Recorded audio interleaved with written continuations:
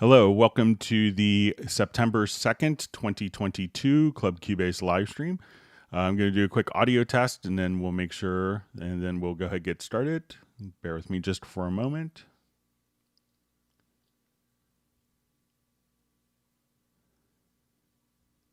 Hello, welcome to... Okay, everything sounds fine on my monitoring computer. My name is Greg Undo. I am the host of the Club Cubase live stream today. I work for Yamaha Corporation of America as a product specialist, primarily focusing on Steinberg products. I'm based in Washington, D.C. area in the United States in Alexandria, Virginia. And if you have not attended a live stream before, how it works is you can ask questions in the live chat field or simply submit questions in advance to clubcubase@steinberg.de. When asking questions, if you could specify which level of Cubase you're running, whether it's versions LE, AI, Elements, Artist, or Pro, and which version number, such as 10, 10.5, 11, or 12, or if you're running other Steinberg programs, and which operating system, whether you're on Mac OS or Windows, that would be helpful. And if you don't see an immediate response to your question, realize that as the live stream continues on, I may be delayed. So if we could try to refrain from asking the same question repeatedly, if you don't see an immediate response, that would be appreciated. It just makes it go much faster for everyone. All of the topics covered in the live stream today will be indexed with timestamps, so you can quickly go back and refer to that. And if you want to search for topics been covered in previous live streams, you could go to cubaseindex.com. We want to thank Jan for compiling all the information for that website. It's a great resource for our community. We have two people that serve as moderators. We want to give a special shout out to. We have Jazz Dude and Agent K. They're not Steinberg employees. They just do it to make it a better community. And we also want to give special thanks to Jazz Dude for his work in compiling so much useful information for in the Cubase Nation Discord. And if you are watching this live, please feel free to introduce yourself and tell us where you're from. And let's go ahead and get started. All right. So a question from Oren Bynum. In the score editor, how do I set up choral printouts for SATB parts and piano accompaniment too? So we see soprano, alto, tenor, bass. All right, so let's say I just kind of, before the live stream started, I kind of quickly created an SATB accompaniment with piano. So I have, in this instance, I have the soprano, alto, tenor, and bass all on their individual tracks. So if I wanted to look at this in my notation editor, and it's kind of nonsensical musically. So I have each of these just broken down. So I have my soprano and alto part with treble clef. We could change the clef just by clicking on it. My tenor and bass part, I have it in the bass clef. And if I wanted to, so look at the bass part. And now when we look at, let's say, a quick piano part, we can see that we'll have a grand staff. And to do that, we could just come over to select the event. And if we go to polyphonic here, we could choose whether we want it to be a single stave or a split. So if for the piano, I want it to be a grand staff, so we'll split and we could choose the split point directly there. So as we want to look at this all together, so if I wanted to see all these different elements, I could just select all of them and then just hit like Command or Control plus R, and that would enter us into the score editor. And once we're in the score editor, we could just see it in page mode. And here we could see how everything would be printed out. So we'll have our soprano, alto, tenor, bass parts, all, and piano accompaniment all printed out in one particular element. So we could print each of these parts out individually or print them together to create kind of the conductor score, the master score. So let me know if that's helpful, Oren. All right. So second question from Oren. Hi, Greg. Can you also change the key of the song in the score editor after you have finished all of your information, after you put all of the information in? So if we have a particular, I'll just look at one individual part here. So let's say at this point, if we wanted to put the key in, we could just double click just to the left of the particular event. So if we wanted to now change the key, at this point we would go to the staff and choose main. And if we just kind of click here, we could now, if we go down, we have flat keys. We go up, we will have our sharp keys, and we could just kind of change the key accordingly. So we could just put in our key change. So, and I think even if we say, okay, at this point, we wanted to put in a key change at a very specific point. So let's say we're in D major, and now I wanted to go to A major at this point. I could just click, and now we could put in a key change where appropriate, just by clicking on the keys symbols tab, and then you could just kind of place different keys. We'll go from D major to E flat minor, so to E flat major, make it more interesting. So you can put in key changes like that as well within your score. All right, I'm gonna break out my chat so I could get through it a little easier. And if you if you learn a new tip or trick, make sure that you actually hit the like button and subscribe to the channel if you haven't done that. All right, so we have a question from composer Daniel Willett. Thanks for being on the live stream today. Can you move a track around or delete tracks in the mixer window? So currently it's not set up where it's handled from the mix console window. So if we're in a mix console window view, so let's say if I'm here, we can't necessarily delete tracks. If we have the mixer in the lower zone, we could, as we do this, we could see it in the project window automatically correlate to our selections, and we could click here. But if we're in the large screen mixer, it's a long-standing feature request, and I know it seems like we should be able to just kind of move stuff around, but it doesn't work that way in Cubase at this point, maybe in the future. But we can now just do it on the actual project window, and that's how the tracks will be removed. All right. So we have another question. I love the built-in EQ. I love the built-in EQ in the Cubase mixer. Does the EQ happen in the signal chain before or after the inserts? And can this be changed? So when we go to a particular, I'll just open up a quick audio track here, and let's look at our channel strip. So we could have our channel strip. So in how we see this is we'll have kind of our inserts coming before the channel strip, which could also come before the EQ. If we wanted this EQ and my channel strips to come in the signal flow before inserts, all we'd have to do is you'll see this little icon, and this could change the, and this could kind of flip the order. So now we see the channel strip coming before the inserts. So if I wanted and the channel strip would include the channel EQ. So if you wanted to just kind of toggle back and forth and switch between which comes first in the signal flow, just kind of click right here. And then I have the inserts first before the channel strip, or we say, oh, and the channel strip, including the EQ before the inserts. So you could do it just right there. All right, so we have Stefan checking in from Sweden. Thanks for being a part of here. We have Uno Memento from Finland. And we see Sable Winters on. We missed you on the Zoom social.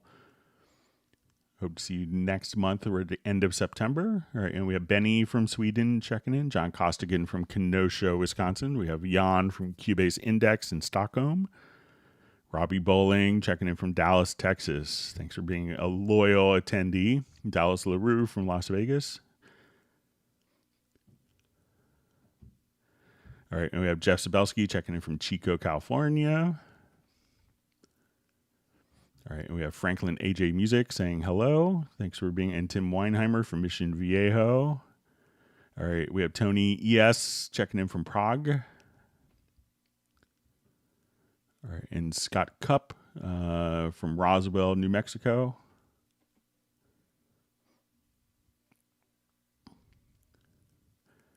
Okay, we have Beyond the Track saying hello. All right, and we have Avri checking in from Tel Aviv. Soren from Sweden. All right.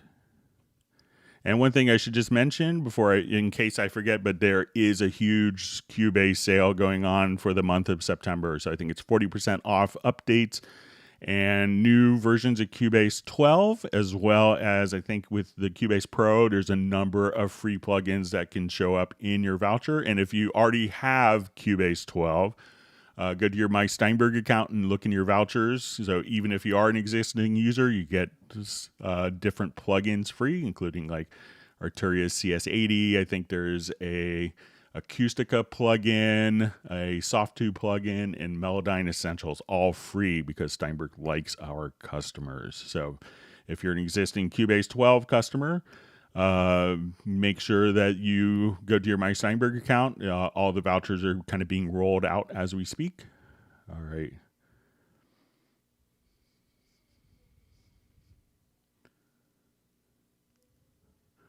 All right, so we see just a question.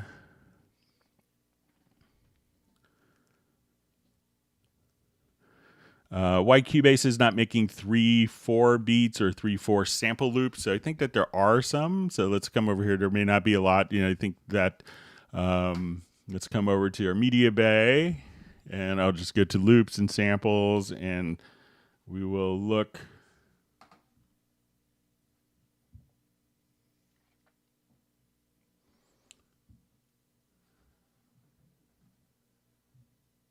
Let me just look by, I think we can look by signature.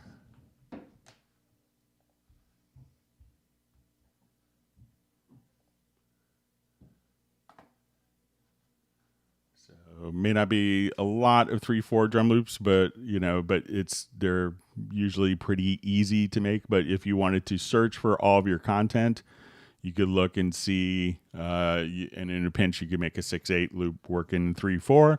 But try that. But most loops are going to be, the vast majority, 99.9% would probably be in 4/4 time. So, but there are a number of different third-party libraries that have 3/4 drum loops.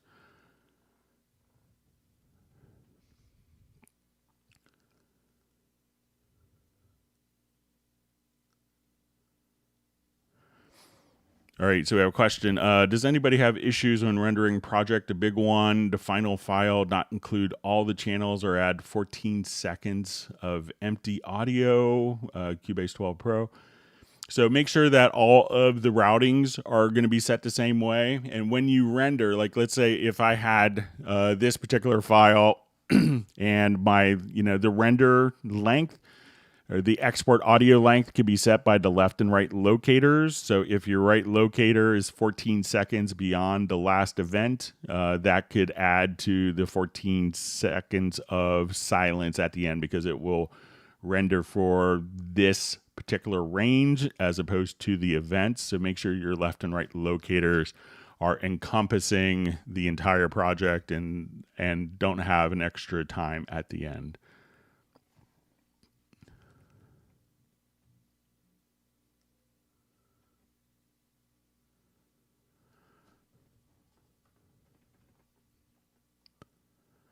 Okay, so we see a question.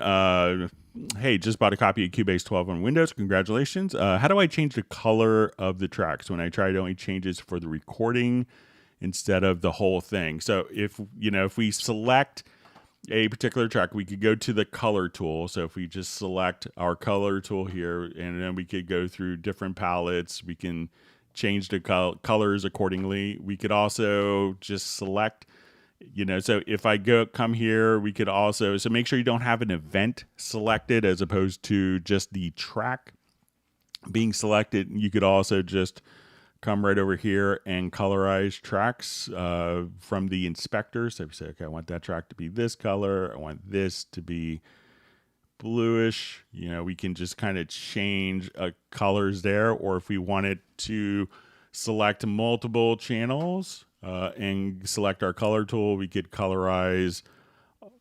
And if we have no event selected, we can now colorize all of the selected tracks kind of the same color. So if I wanted to do this to colorize events separately than the tracks, we could do that. Or if we wanted to even just split So I'll just hit Shift X after selecting with the range tool and say I'd like my choruses to be more yellow. We could colorize independently for events, for tracks on events, and the tracks themselves. So let me know if that helps.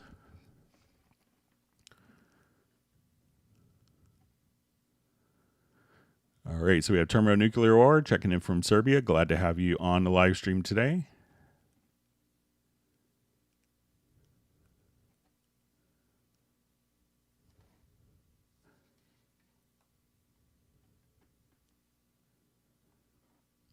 All right, so we have Boris Schultz saying hello. Thanks for being on. And we have Chris Hallam from Athens, Georgia. I guess he's officially relocated from Columbia, South Carolina. Thanks for making time to be on the live stream today. And we have Damon checking in from Austin.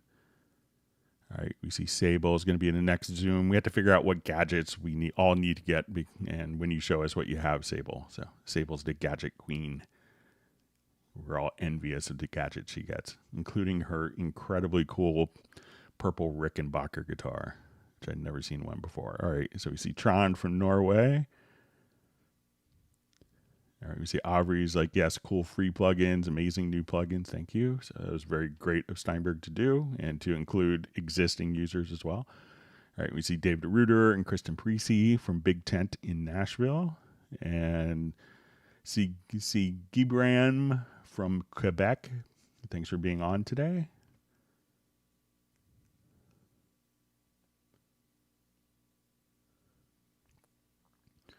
All right. So we see question, messes with me working with free warp. I know you've gone through it several times, but can you show a little basic? All right, so let's take a look at some free warping. All right.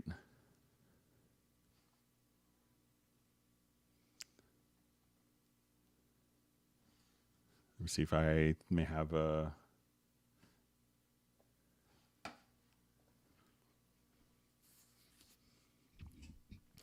All right, so there's a couple different ways of, warping audio. So warping is often going to allow us to fix kind of rhythmic issues in a particular audio event. So if someone was like a little late, a little bit early, we could warp. And it used to be that we could only warp in the sample editor. So we could, in version 11 and earlier, we could just come right over here. We could choose free warp. And often this could be tied in directly with hit points. So if I wanted to just come to my hit points here, we can see my hit points. And then as we go into the sample editor, we could just choose to turn these into warp markers. Now when we go to free warp, I can have all these different markers and I could just say this was a little early, this was a little late. Now version 12, and if we wanted to see this with a grid, something that's not so obvious, you could just turn this little grid on. And then we could say, okay, I want to see my grid based on quarter notes.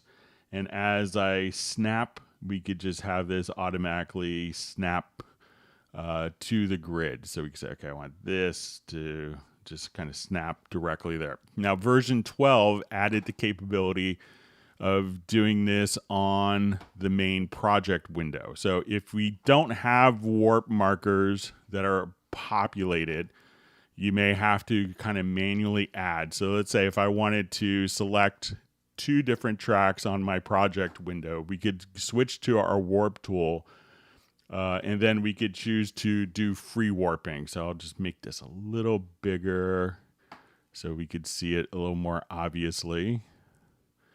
So now I could take multiple tracks, and if I wanted to, just from the project window, have these automatically snap. So let's say I'll hit the J key. So now when I move these, we can just have these snap directly to the grid. So we'll see that'll just kind of like fall into like a little divot there. But if we don't have warp markers, we could just click and you'll see just this little vertical line show up.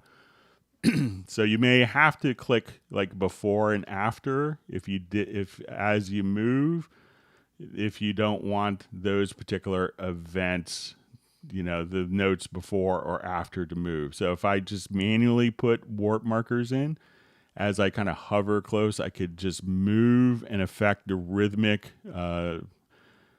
position of these events. But if we don't have kind of like an anchor warp marker, that the others may be affected as well. So now when I come here, I can move this without moving this rhythmic point and this rhythmic point.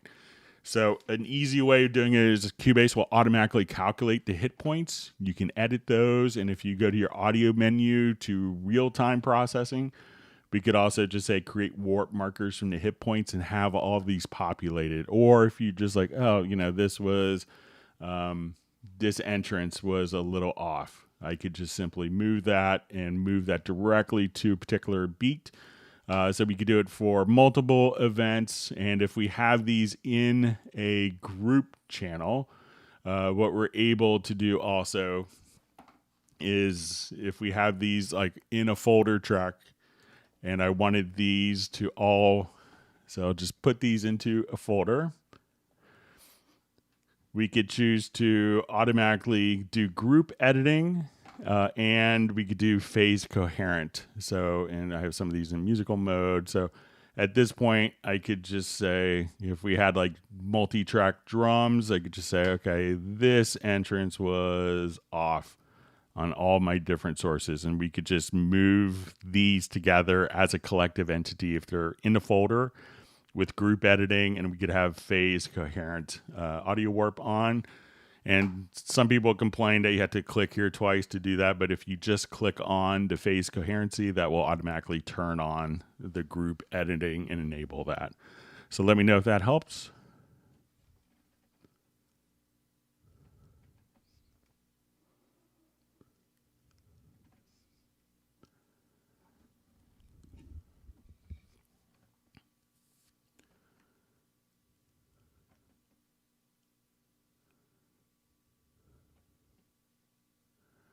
All right, so we see that Jeff Sabelsky just sold some jazz records so that he could upgrade to Cubase 12. So that's great. You can get some savings today, part of the sale. All right, so we see a question, replace audio in video file. So now it, excuse me, it doesn't, the Cubase functionality has changed from that, so it doesn't replace the audio in the video file, kind of like previous version does. But as we go to export, when we export a video file, the audio from the project will be exported, so that will create a new video file, and that will also allow us, if we are using just a portion of the whole file that we're like, if we have a 20-minute cue and we're working on a 4-minute section of that cue, at that point we could just simply export not the entire video but just that particular cue with a new video file. So it's not technically replacing it, but exporting video with all of the audio from your project.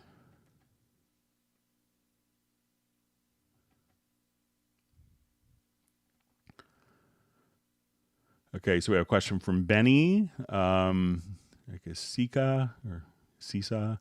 Hey, Greg, can you show us how we can, for example, sustained note for 1 bar each, a 4-bar loop, turn that into beat 16th note pattern if possible? Okay, so let's come over to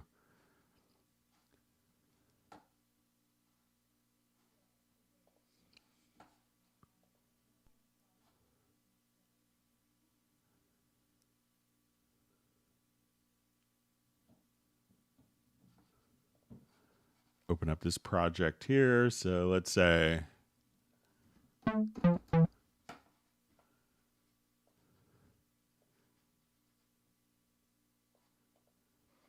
okay, so let's say this is kind of a classic film composer trick. All right, so I want to come here. I have one long note.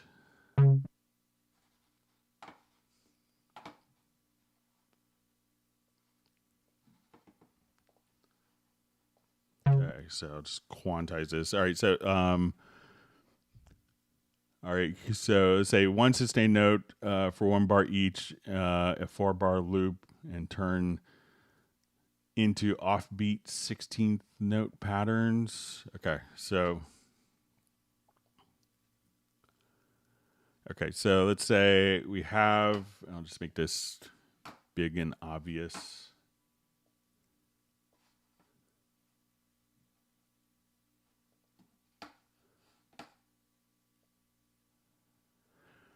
Okay, so we have this note here. All right, so I want to, so if I just grab the pencil tool and hold down the Alt or Option key, we could automatically split bass. So I took like one long note and now we could have 3 equal length notes. So if I wanted to come over here and split this to 16th notes, I could again hold down, let's say I'll do quarter notes here. If you hold down the Alt or Option key, we can now split it to quarter notes. All right, so let's say I want to take all of these notes. And then there is kind of a nudge that we could set. So if we wanted to just, so I think let's, so we take a sustained note, 1 bar each on a 4-bar loop, then turn that off into offbeat 16th note pattern. So if we just come over here, so let's say if we wanted to now take this and I set the snap value to 16th note. I think if I hold down Control or Command, that we can just kind of offset based on 16th notes. So this way it starts a 16th note over. So we just change our snap value and then it's Alt Control or Command plus the left and right arrows. And then we could just nudge the selected MIDI events.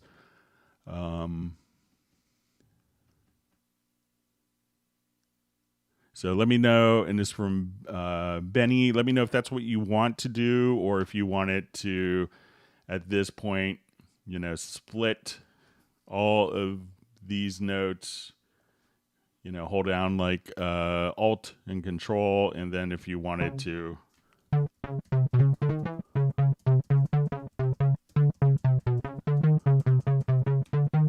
I'm just using my left and right arrow keys. And then you can kind of make like a random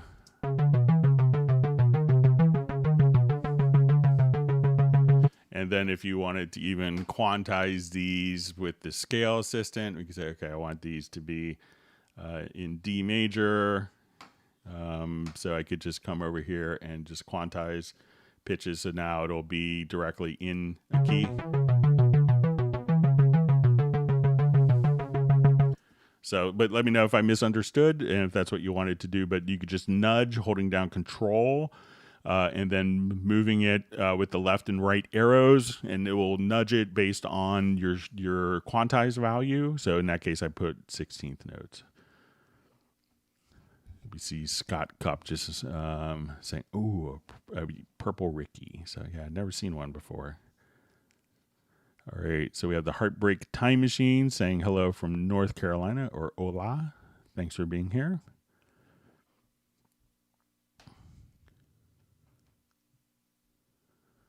All right, so we see Alan Wilton just saying, I have to say that Cubase is the worst, most complicated DAW I've ever tried to use. It works well for Stevie Wonder. So, but if you have any particular questions, you know, maybe once you kind of get through a couple of things, it'll make sense. There's a definite logic to it. But if you have particular questions, please let us know what we could do to help.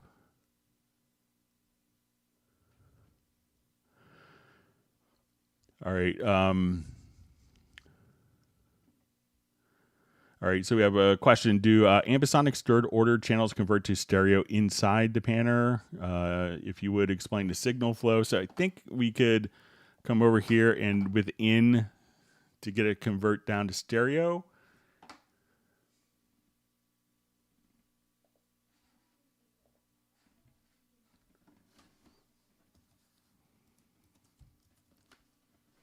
That there is a VST Ambi decoder plugin. I don't have Ambisonics kind of set up, but try using the VST Ambi decoder plugin.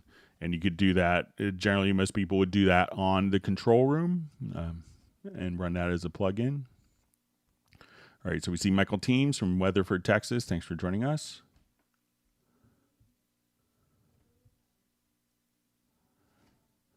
All right, we see Jeff Sabelski is Whacker number 31 on the likes.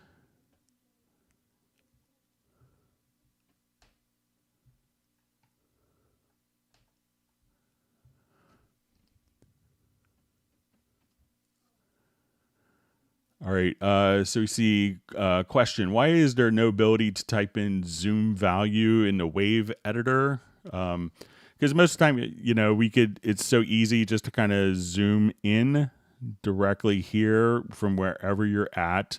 We could also just, there's different zoom functions. So let's say if I have everything full here, that we could just do a global zoom so that anything that I look at in this particular editor, we could have kind of the same zoom factor.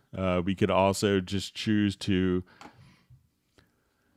do clip-based zoom. So whatever I kind of click, that we will see the particular like audio events fit within the particular window.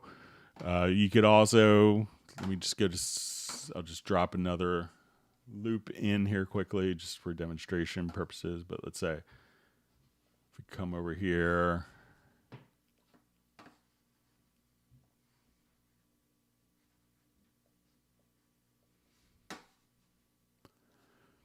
so if I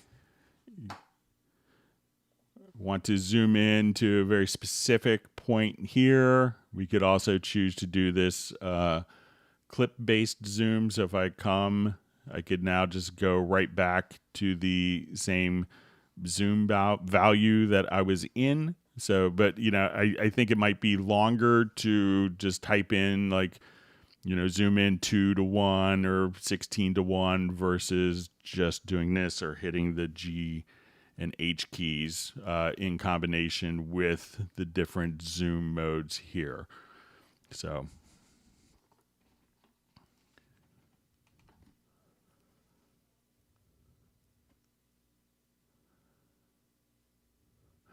All right, so we see question. If I duplicate an audio file, changes like reverse affect both audio files. Can this behavior be changed? So when we do this, if we make a copy of the file, or if we duplicate the track, and let's say if I come to this, so this is all these, this event, and events on this track are all the same exact audio file. So if I come and do a reverse on the one selected, that can affect the other ones. But there is a preference to mitigate this. So if you want that, so go to preferences, which I think I have checked, and go to editing, to audio, and on processing shared clips. So we could just say it's probably defaults to this is one of those preferences that you may change. So now that I changed this, we will go to, so let's say I reverse. We'll see that all of the audio files get reversed. So, but if we want to change that preference, let's come over here to preferences. On processing shared clips, you could just select create new version, and that way I could process one of the events here, the audio in a duplicated or copied event. So when I do this, this will create a new version and leave the other ones completely intact. So once again, go to preferences, editing audio, on processing shared clips, create new version. You could also have it open an options dialog. So usually by default, it opens the options dialog, and it's one of those dialog boxes that says, don't show me again. So, and if you chose that, at that point, it will keep your choice, what you had, but just choose create new versions, and then you should be all set.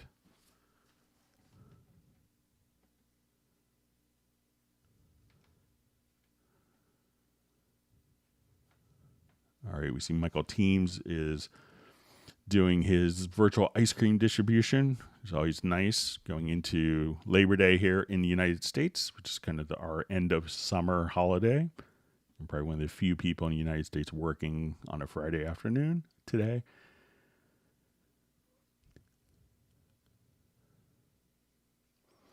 All right, so we have a question. I have Elements 10.5. If I update to Artist 12, will I be able to use 10.5 Elements? I would like to keep them using both in the same computer so I can use Prologue. I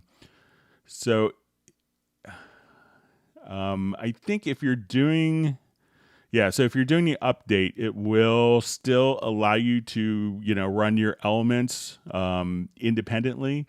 So I'm not sure if you're running on a USB-E licenser or if you're running it on, or if you're running it on a Softie licenser. But basically, what it's going to do is it's going to take your 10.5 and turn that into an Elements 11, and then that would still be able to use your and use some of the older plugins like Prologue. So it doesn't take your elements away. All right, wonderful to see Madge Deepers checking in from the UK. Glad you can make it today.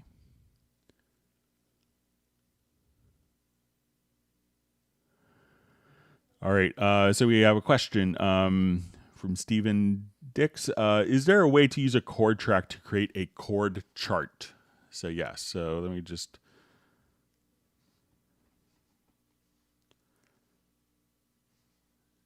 find a appropriate project here.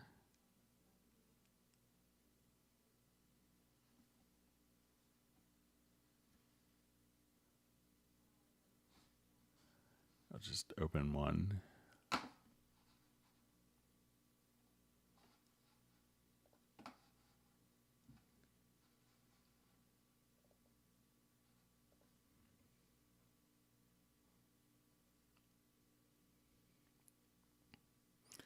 All right, so I'm actually just going to make a chord track. So I'm going to select this event and I'm going to make a chord track from the MIDI piano, and I could do this from guitar as well. So I'm going to... So if we go to the score of the piano part, we could do this from a blank part or from an existing part. So if you want to create like a quick lead sheet, we can come over. If you go to scores to advanced layout and say show chord track, you could do that. And if you wanted to just make a quick lead sheet, I could add a blank instrument track.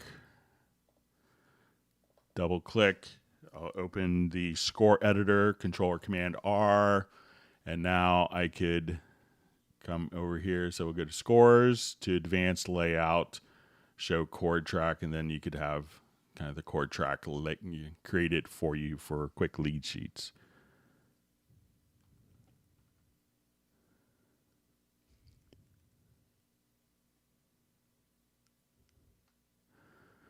So you just see from Madge Deepers says, Jazz Dude, hi, did you get Greg's macros onto Discord? So I failed to send them to Jazz Dude. So I'll get that over to him in the next day or so. I could clean some up, but I will get those updated as well and get them sent over. So, or maybe he got them from someone else.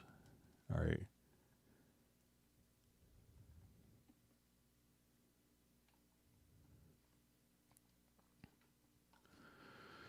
All right, so we have a question. Hi, Greg. I'm trying to load a video that is a .move file, and it will not load. I have tried different codecs, put not use. It does load in other DAWs. Any advice? All right, so the best thing to do is you could, so with codecs are always fun.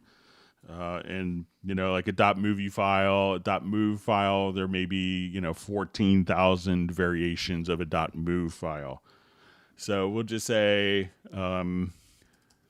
just Google video support in Cubase, Nuendo, Dorco, Wavelab.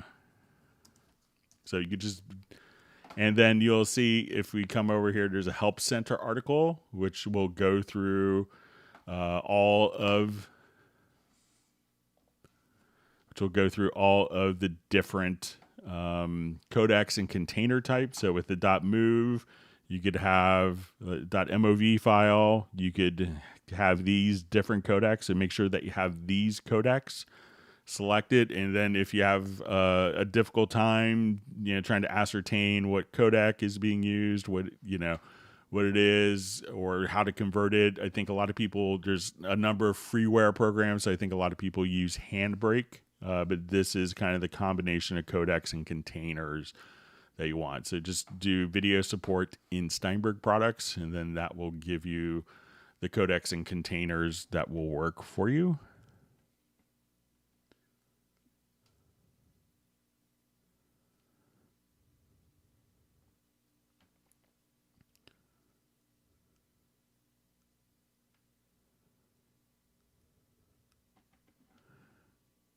All right. Okay, so thermonuclear buttons. It says like a button, please. All right, so we have a question. I downloaded the trial version yesterday. If I purchase Artist in a few days, will I lose the Pro trial version and only have the Artist features, or will it downgrade once the trial is over? So once the trial version is over, I think it's 30 days if I'm not mistaken, then that will automatically, your license will just turn into a Cubase Artist license. So I think as soon as if you go with the Artist version, you could do that. But currently, if you're planning on going for the Artist version with the current 40% off, you may want to check out. With the 40% off and a current promotion, it started yesterday. You may be able to get up and upgrade to Pro for what Artist had cost before. So.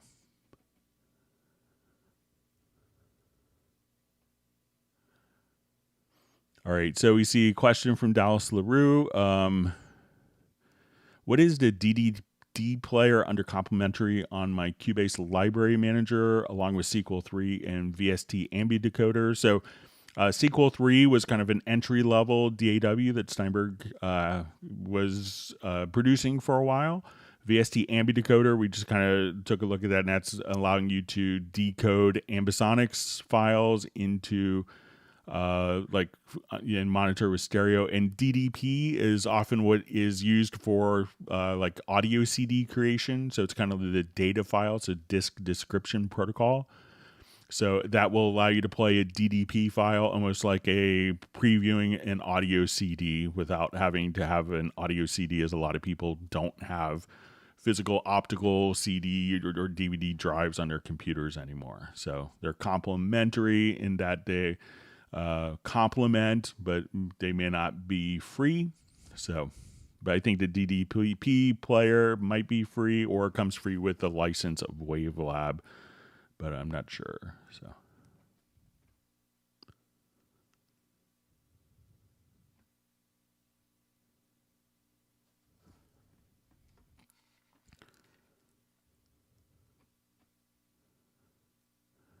Okay, so we see the Heartbreak Time Machine just saying, I learned so much through these sessions.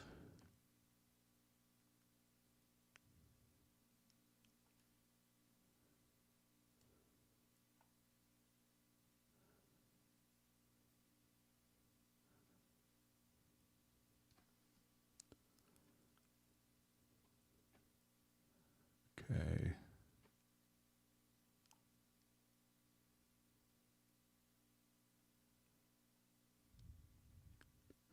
All right, so we have Jeff Sabelski. Just read his question. Sorry, my chat field just jumped.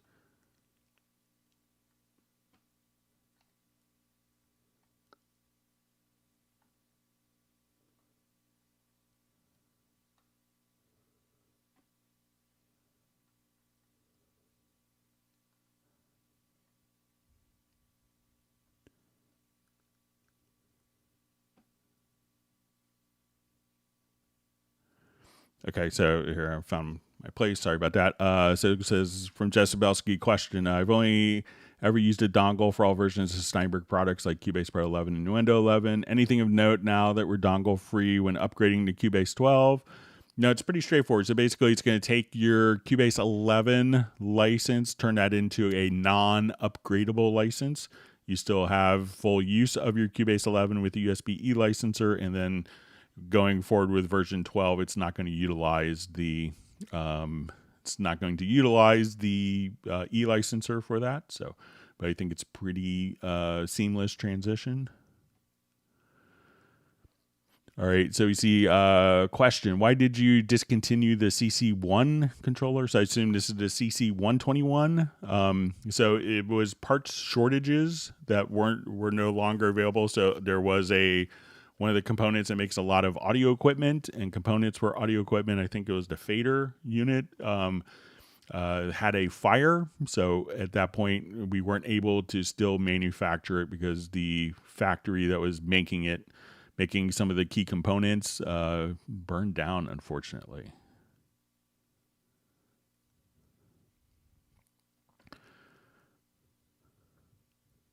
All right, so we have a question. Is there a way to loop record and then each take is on a new audio track? All right, we'll show you two different ways of doing this. Sorry, I'll just...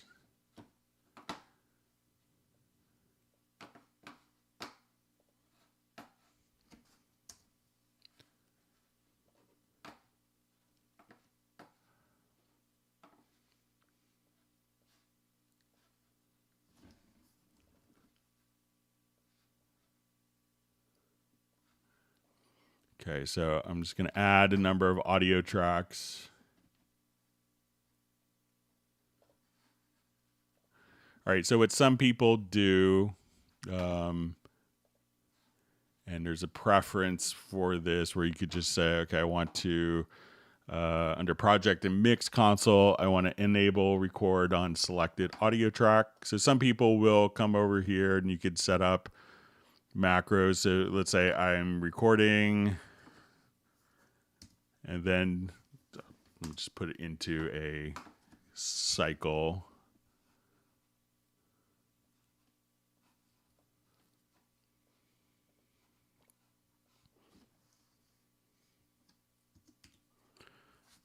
And then what they do is just simply at the end, sorry, I'll put it into cycle again this time and turn on cycle.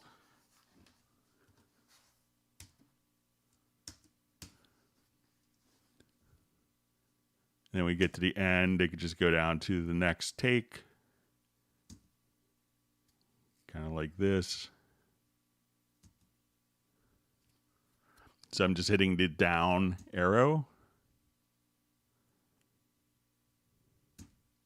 Now, another way that may make more sense is to just put it into a cycle record, and then we could put it into, so let's say I just hit record, and then as we record on the same track, so this will be take 2, take 3, take 4, take 5. Okay, so now when we do this, we could open up lanes, and even though these are all on the same audio file, we could have these separated in lanes so that we could pick and choose. If we really want it, if we record it in lanes and then want to take them into a kind of, and take them to separate tracks, we could select the lanes, right click, and then just say, create tracks from lanes. And then as we do that, all of these parts will automatically be split out into lanes. So sometimes people will do that if they're doing like a gang background vocal. They only have like 2 people. They'll record multiple takes very fast in the cycle record, and then just take that and turn it into multi-tracks by right-clicking on the lanes. And you can see the lanes here. And if for some reason you don't see this little lane icon, you may have to just kind of expand this over if it's being hidden, or maybe downward. If you still don't see it, you could right-click and go to the track control settings and make sure that you have lanes not hidden. So you may see different elements that will be hidden, and then you could add those to be visible on particular tracks. So let me know if that helps.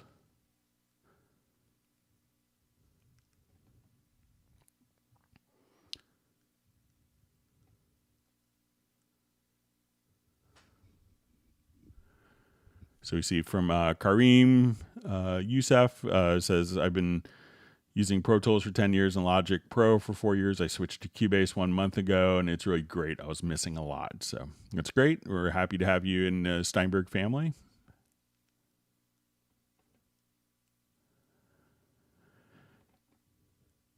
All right, so we see a question.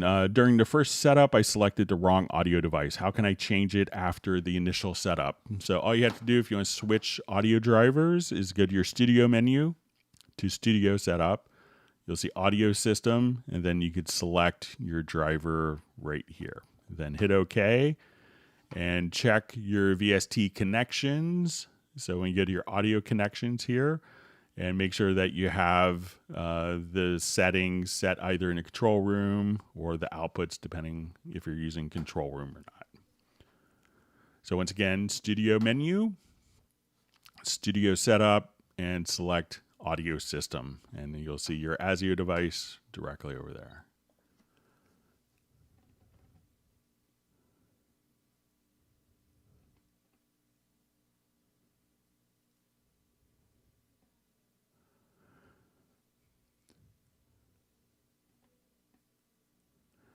All right, so we see Michael Teams has granted me 1 gallon of butter pecan ice cream for my family and myself. And thanks for letting me know you're back up and running. Says Focusrite driver needed to be installed 3 times for it to take. Well, I'm glad you got it sorted out. Sorry you had to deal with kind of a frustrating thing.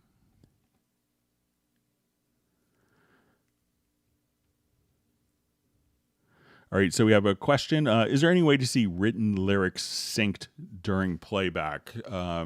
So one of the things that I've done, I often use, I've hoped for a lyric track for a while. Like VST Live has it, which I think is wonderful. But one thing that I often do is will take, I think I have an example of this. Let me see if I can find it. Okay, I think this is it.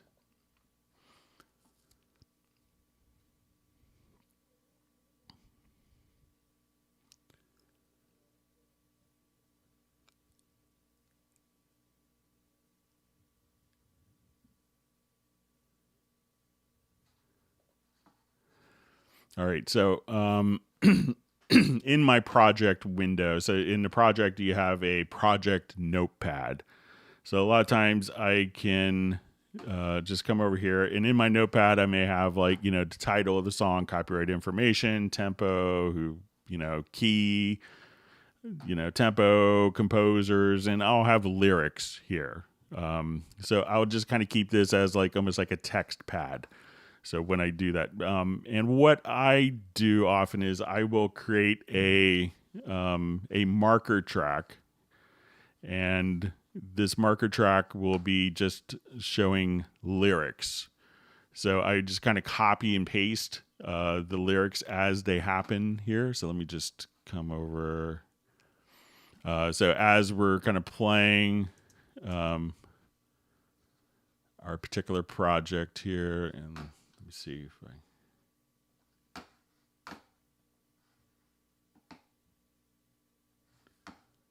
just check my control, my connections here.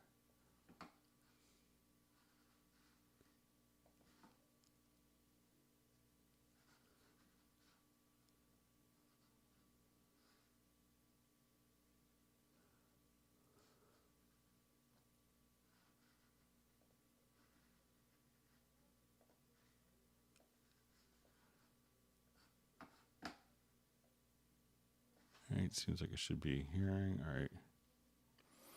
But at this point, I just have, and you'll see that under settings that we could choose to sync selection. So as we would play back, we could just at this point go directly to the lyric track, and we could see this kind of synchronized with it. So And then, if the singer's like, okay, says, you were so alone, I was so naive. I want to redo that line. You could just look at it here and say, okay, let's just jump right back to this particular area, and you have kind of a actual link.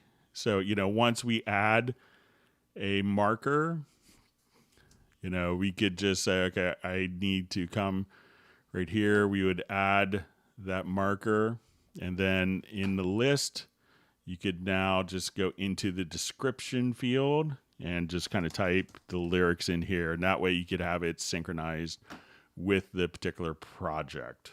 So try using, and you have 10 different marker tracks. So, like if you don't want to, if you want to have like one marker track that was just for the arrangement and you want to see the one for the lyrics, you could just come and set that up right there.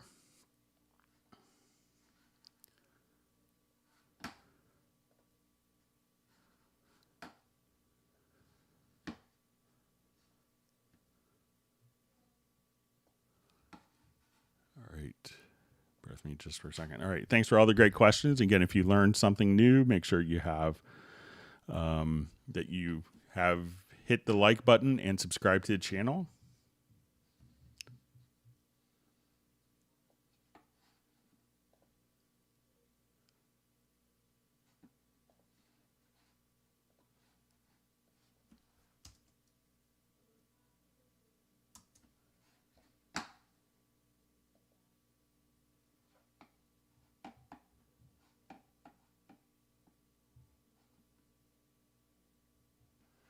All right. Not sure.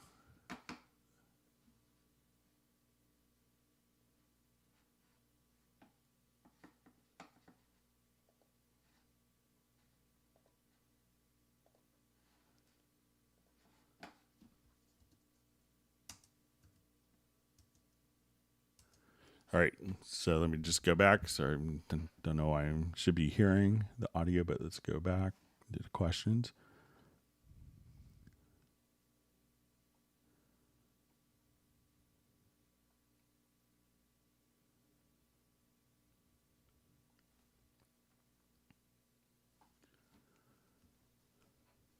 All right, so we have a question. Can you please explain the Q section of the sends window? All right.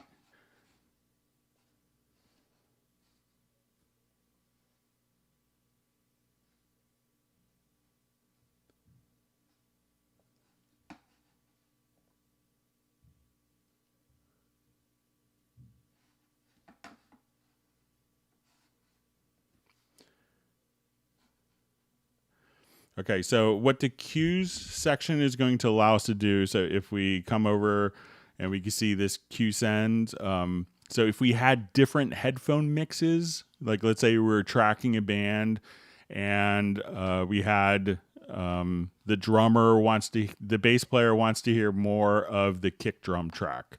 So what we could do is you could set up different headphone mixes or cue mixes, and we could do this through the control room itself. So as we work directly with the control room, what we're able to do is to send different amounts of this signal to our headphone mixes. So that's what the cues will allow us to do. So we could couple this with the control room and have 4 independent headphone mixes for tracking. So that's what it's kind of intended to do.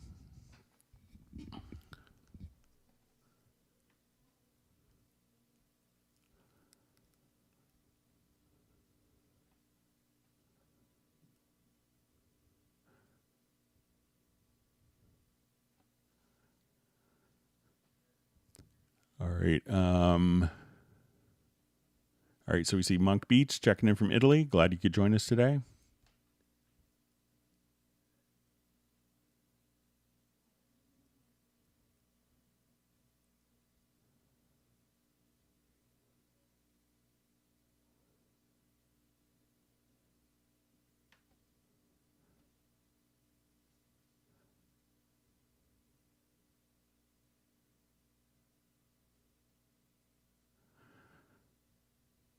Okay, so you just see I guess from Benny, just saying, so the idea behind my question is that instead of doing a lot of stuff manually, I think this is with the taking moving notes by the 16th, a lot of stuff manually, which I know, including cutting up sustained notes and EDM, there are a number of commonly used patterns.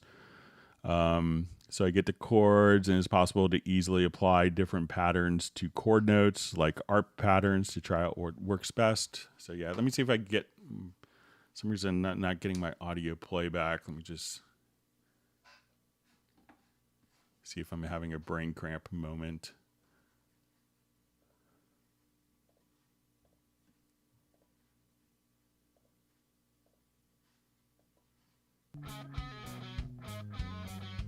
Okay.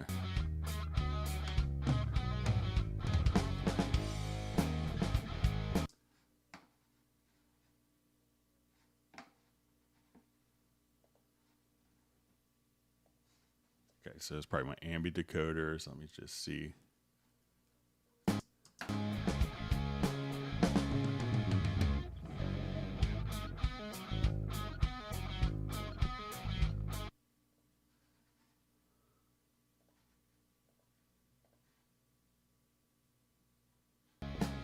Okay, so all right, so I'm back. All right, sorry about that. All right, let's do just jump to this project.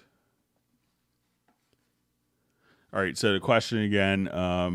So the idea behind it is doing a lot of stuff manually, which I know, including cutting up sustained notes and EDM. There are a number of commonly used patterns. So I get the chords. Is it possible to easily apply different patterns to chord notes, like ARP pattern, to try out what works best? So let's say I have just a synth bass part. And what we could do here is, if you go to the MIDI inserts, you could come over here. There's, Apache, two different types of arpeggiators. So as I just kind of play here, we can say, okay, I want to do even 16th note triplets.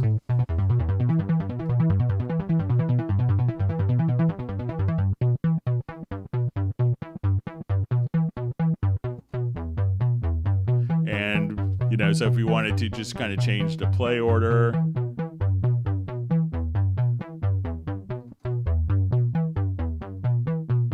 so we want to only go up or only down or random. So whatever note chord I'm holding.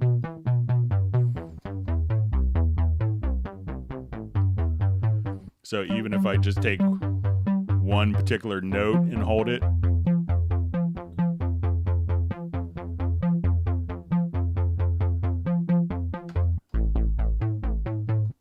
or if you just hold a chord down. So now if I just draw in a single note here on this particular pattern here, so I'm just going to draw in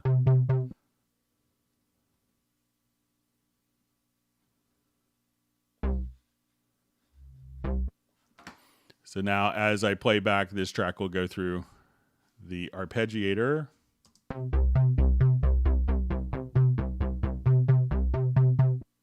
So you could set up kind of different arpeggiators, and there's an Apache SX where you could actually even drag in sequences from another part to use as the basis for the arpeggiator.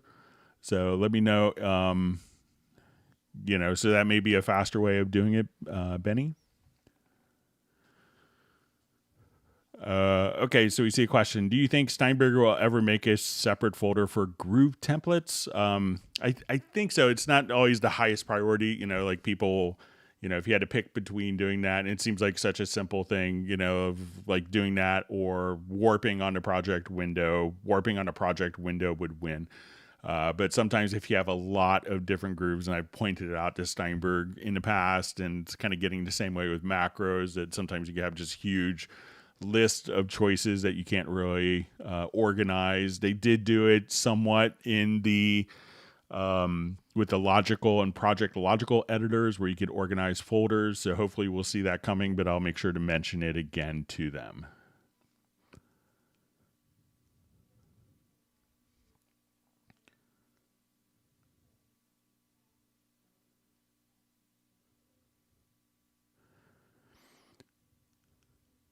So you see Jeff Sabelski's comment to Jazz Dude about the dongle. Says he'll keep the dongle for Wavelab, Cubase and Windows, Spectral layers.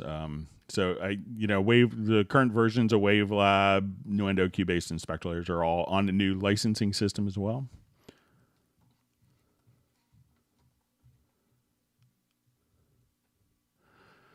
All right, so we see question: how to open, close all folder tracks in a project window with a button on an external controller. Macro logical editor shortcut would be fine as well. So I think it's just going to be, okay,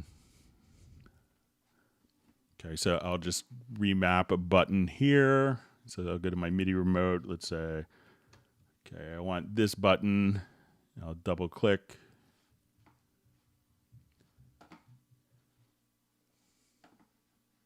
I think it's under track folding.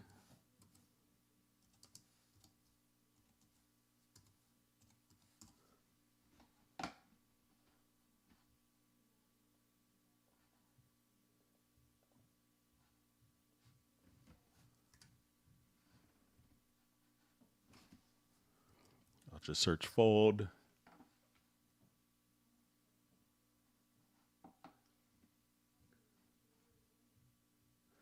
Okay, so you could just choose toggle, folding toggle tracks. So let's go ahead and assign that.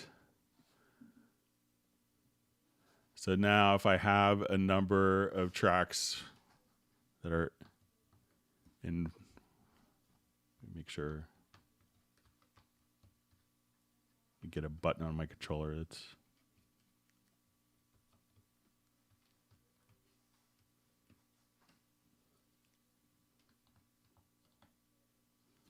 my controller may not be, but it would just be under, so when you do it here, let's see if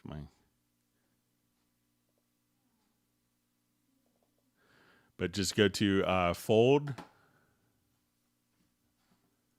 Sorry, my controller may be dying on me.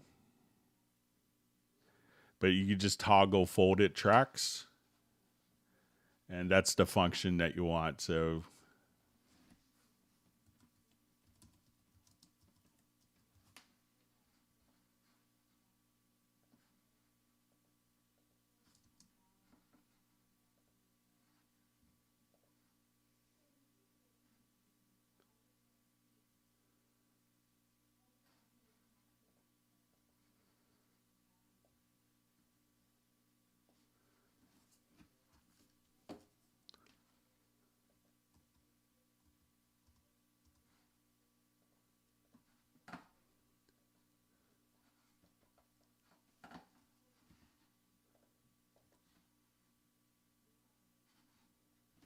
sorry, I'm just going to unplug this real quick. But yeah, just come over to toggle fold tracks, and then you could do it without having. All right, so I just go to the key commands. Yeah, so under project, folding, toggle tracks. And that's all you need to set up. Sorry about my controller acting up.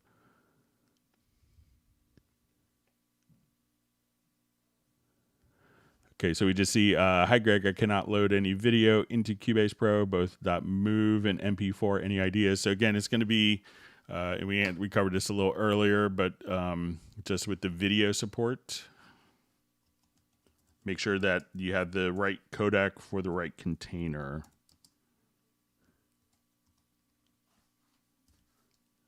So if you just search for video support in Steinberg products, at this point you could see, just because it's a .mov or an MP4, it may really depend on which codec, and because it's not a standard WAV file like audio that plays back universally. So you have to make sure you have the right codec for the correct container. And again, as we mentioned before, maybe like a utility, there's many freeware utilities to convert the different codecs.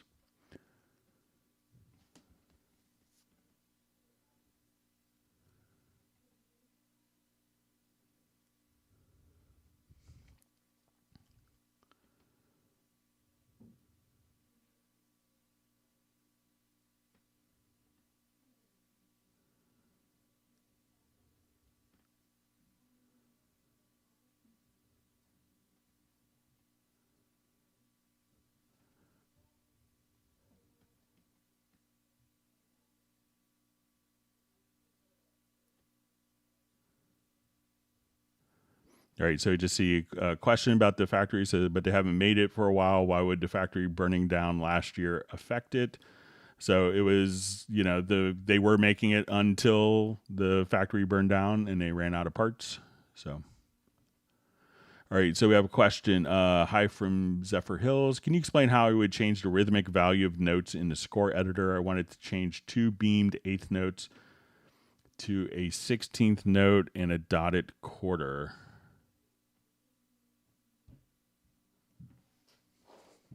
Okay, so let's go ahead and take a quick look.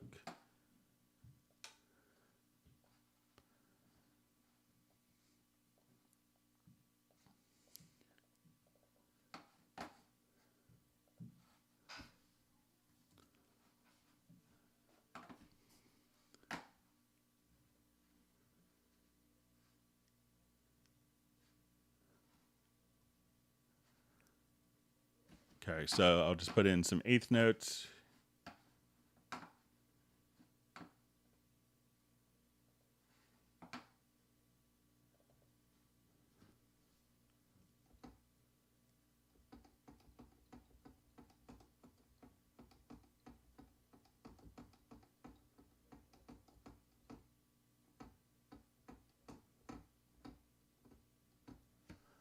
All right, so let's see.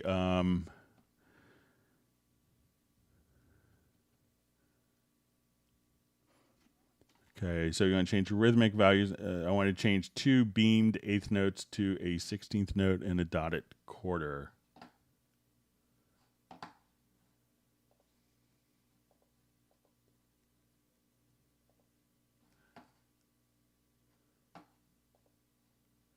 Okay, so let me just...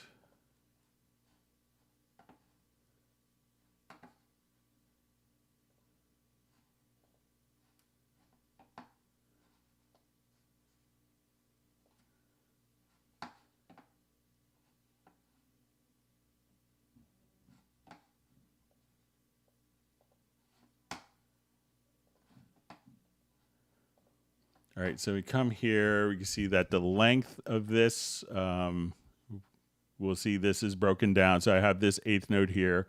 I'm going to change this length to 1. And then I want this one to change to 3, but I want it to actually shift over to start position to 2. All right, so when we look at this, all right, so I assume it's going to be maybe a dotted eighth note like this. But if you wanted it to be, so let's say, I'll just get rid of these notes here. So we'll have our rest. So if I wanted to change this note, we can see the length here. So I have 2 eighth notes. So if I wanted this to be a 16th note long, we can see this is bar, beat, 16th note division. So at this point, I will change this to a 1. So we see that this is a 16th note. Now, what I want to do, if I wanted this to be a dotted eighth note, I could change its start position from measure 3, beat 3, third 16th note to the 17th to 2, and we'll just change the length of this to 3. Now, if I change this to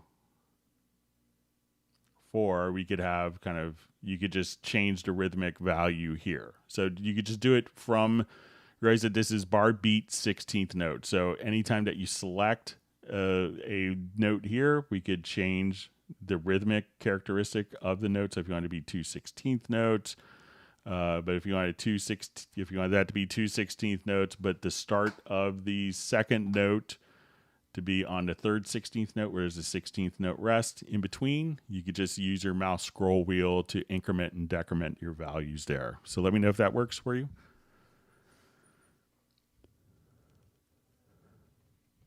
All right, wonderful to see Matt Elston from London. All right, and we have John Marie Horvat on. So good that you could make it today. He will be our celebrity engineer on our live stream today, or at least one we know of. Hope you're doing well, buddy. All right. So the Heartbreak Time Machine just says, thank you, whomever asked about chord charts. So that's a great thing about this format. You get to learn from other people's questions as well. So stuff that maybe you haven't thought to think of yet. So, but that's great to give acknowledgement for that. All right.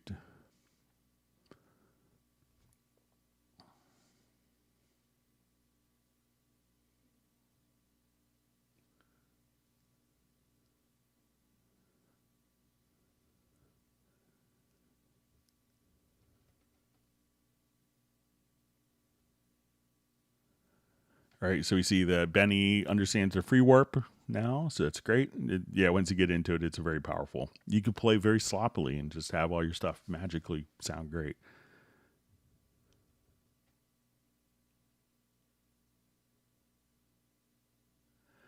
All right, so we see for the Monk Beats, in the new MIDI remote, is it possible to open and close the plugins GUIs from the inserts? With legacy mode, I could do it. Maybe the feature is still missing. So I believe that feature is still missing, and that's why that we still have both systems of the generic remote and that. So there's more every update. There's more functionality coming directly to the. There's more functionality that's been introduced all the time with every maintenance release of the MIDI remote. So, it's the first generation. I think it's going to be incredibly powerful as it develops. All right. So we see from Feldspar songs, is it maybe an idea for Cubase to have a lyric track? So I keep trying, but I don't work actually for Steinberg. So I just kind of keep lobbying for it. All right, so we have Peter checking in from Montreal. Thanks for joining us. Excuse me.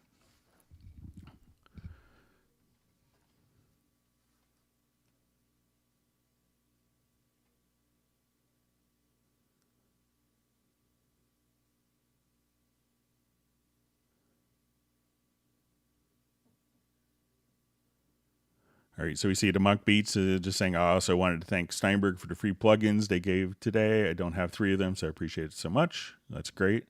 I thought it was a really wonderful promotion. So.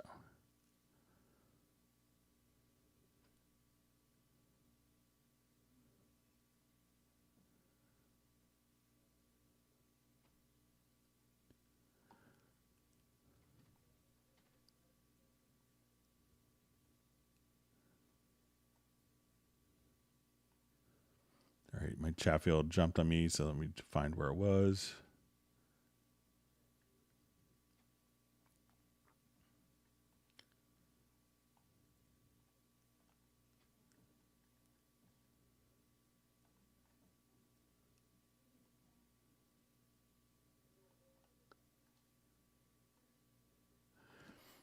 All right, so we see I think this question. Question: if I have a track and it has several inserts along with several sends, is it possible to save this entire configuration as a preset so that inserts plus send tracks appear automatically in a new project? So yeah, we could do it. Okay, I'll just go ahead and create the condition here.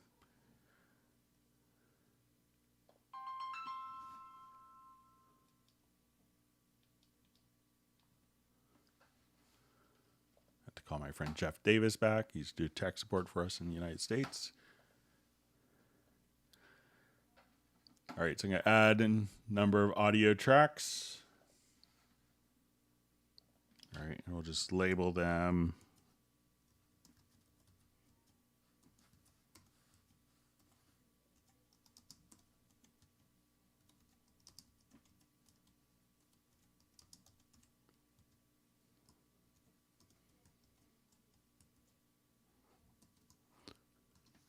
All right, and let's say all these tracks have a dedicated insert on them. So I'll come over here to the mix console. And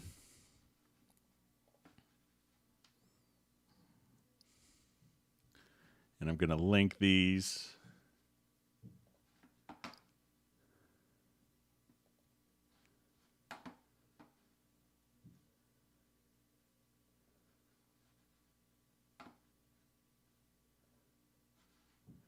All right, and I'm going to add an effect send to all of these tracks. So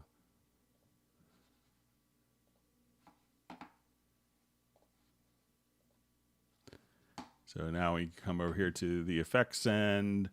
I'll turn these all on. All right, so we have all these going. So what you have to do is to simply select, and if we have these going, let's say to a group as well. So let's say if I come and I'll add a group channel to the selected channels. All right, so I'm going to just select all of the different elements here, and then we go to export selected tracks. All right, and we could copy the media files or just reference them. So I'll just call this September 2nd. Put it on my desktop.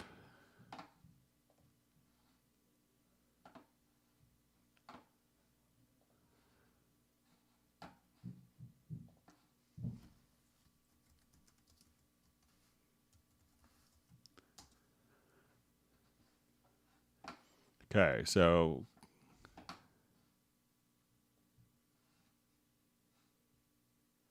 again, we come over and do an export selected tracks. And now what I want to do, let's say I go to a new project. And this could be a little confusing because you export selected tracks, but you import a track archive. So here's our test export. Come right over here. We'll select all, and this includes the group and the effects tracks. So we'll come over here. We can see that my sends are still intact. My inserts are still intact, and the routing for the groups on all the tracks are still intact. So select all of the different elements, export as selected tracks, and then import as a track archive.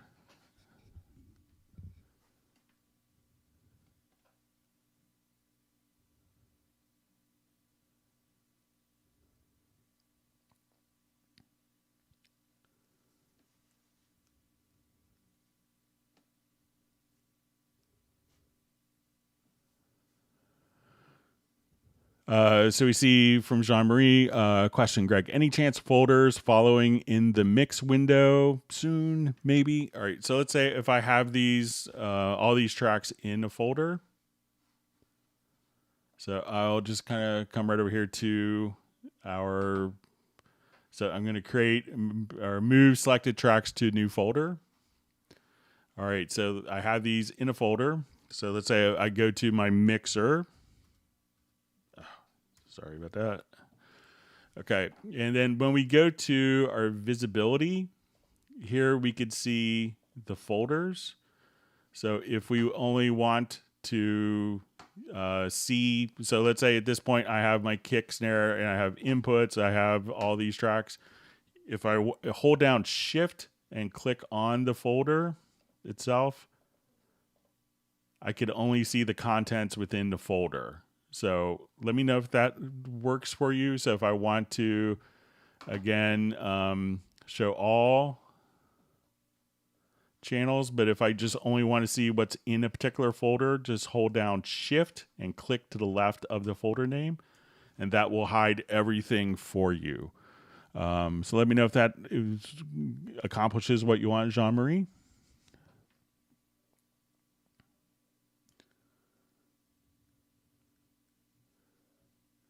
Okay, so we have a question from Peter. Just upgraded to Cubase 12 Pro from Cubase 11 Pro. Can I still run both independently of each other if and when I so desire? My apologies if this has been asked ad nauseum. So yeah, you could definitely run both of them independently. We're not so insecure that we have to get rid of and make it impossible to run previous versions.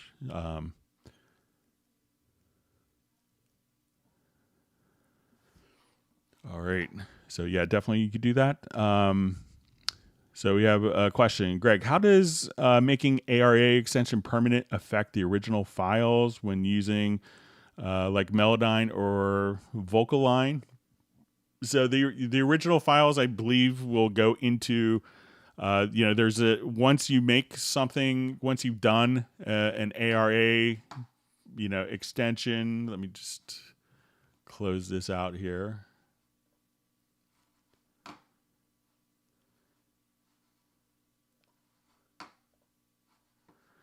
So let's say I'm here in this particular, I'll do a new project just to show this.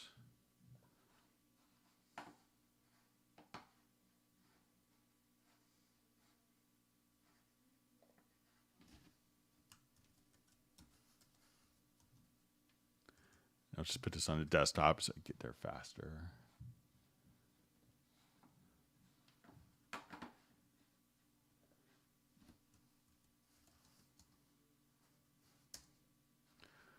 Okay, so now I'll just drag a loop in and let's do a quick.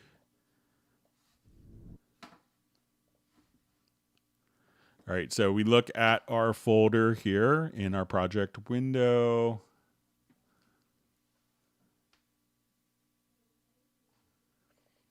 All right, so we have an audio and an images folder. So we're going to have our audio file here that was copied over, and we can see the waveform image.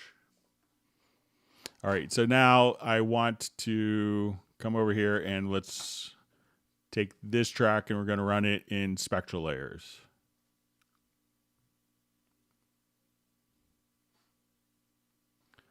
Okay, so now when we go back to that, we'll have an ARA folder. And so then I think as soon as we choose to make track extension permanent,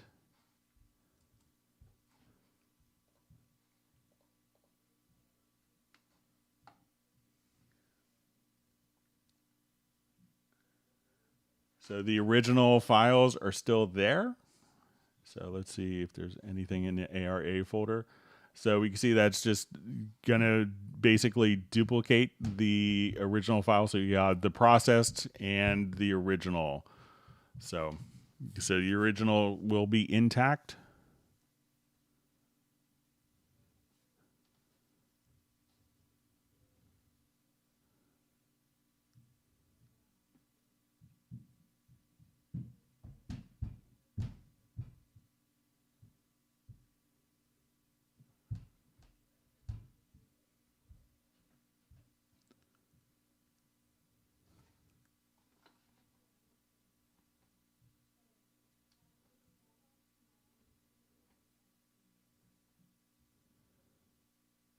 All right, reading through comments.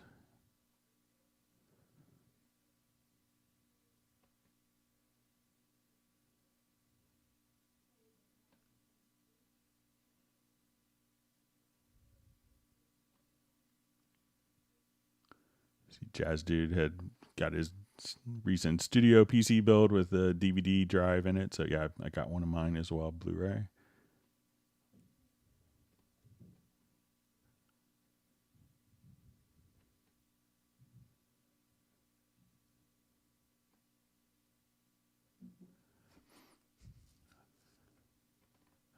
All right, so we have what's the best way to convert an audio drum track into a MIDI file?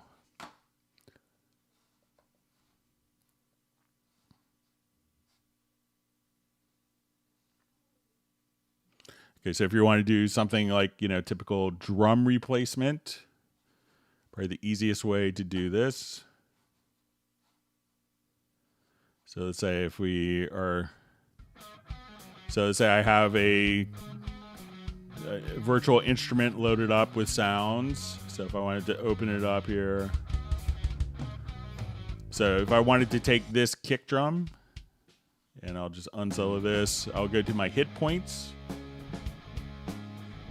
And as we zoom in the sample editor,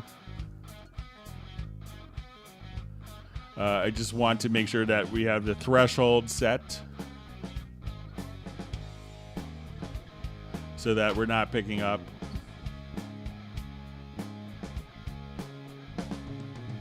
And at this point, we could just say create. You'll see this little create tab here, MIDI notes.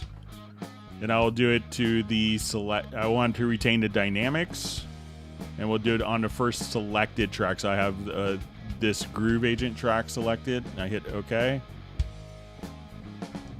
So if I wanted to mute the kick drums in the event, and now we're just replacing it with MIDI.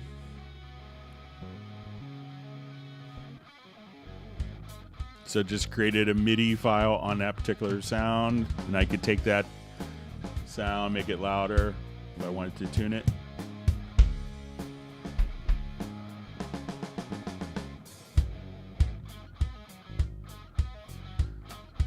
So if I wanted to blend it with the audio kicks to kind of beef it up a little bit. So once again, once you have the hit points, double click here, find the hit points, make sure that you kind of go through the threshold so that you're not firing off the snare drum that's bleeding through in the mics. And under the create tab, choose MIDI notes, and then that should allow you to do like drum replacement very fast without having to buy another plugin.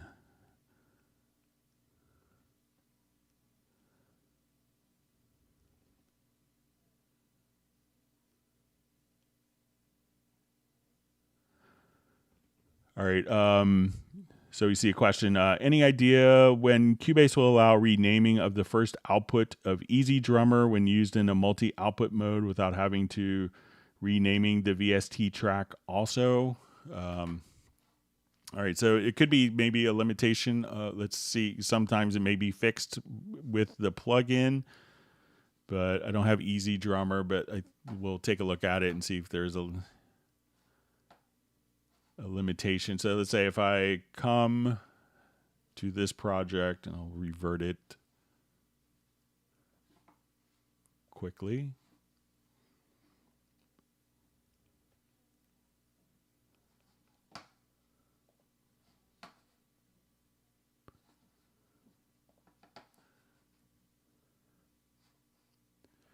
All right, so let's say I'm going to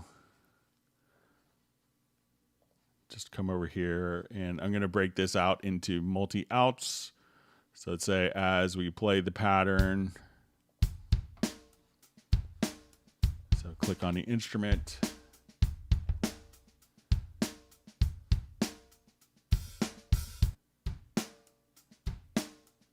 So let's say I'll leave my kick in master, my snare to output 2, hi-hat to output 3, overheads 4 and 5.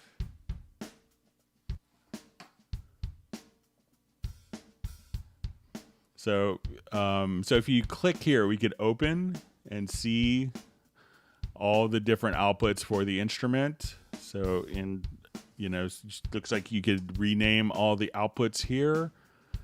So when we go to like the mix console, we could see my nonsensical name that I just renamed. So, try renaming it like that. If it doesn't allow you to rename it, that may be a limitation of the plugin. But, Groove Agent with Cubase just seems to work like that. And I'll just make sure I'm reading that correctly. So maybe if you just choose to rename the output by opening up and exposing it by clicking here in the lower left-hand corner of the instrument track, if you have multi-outs.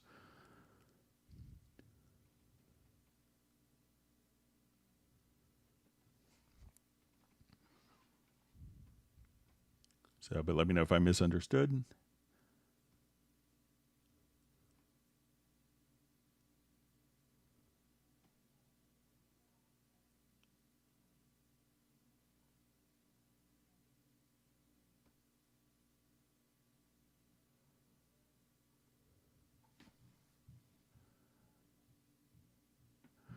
All right, so we just see it says I'm currently having a problem with the MIDI remote launch key Mark III and quick control. If I use the learned feature after the quick control, it can happen that the default assignment still reacts. Okay, so let me just come over here to like our synth bass track. So let's come and say I'm going to have quick controls.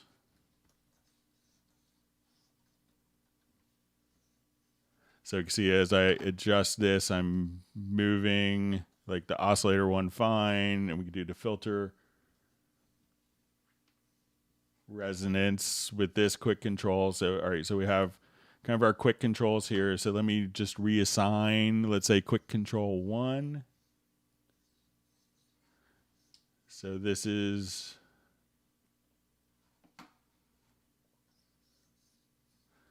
going to be doing our oscillator 1 fine tuning. Okay, so let me come over here and we'll go click on the quick control. And I'll just click on learn. And let's say I want this to be the sub oscillator. Okay. So now as we do that, now one thing that, you know, when we're utilizing the quick control, so let's say if I'm just going to come here. So looks like it just went back to the, okay. So as we're doing this, it's controlling the sub fine. But one thing to check once we're in the MIDI remote tab, and I'll just jump to,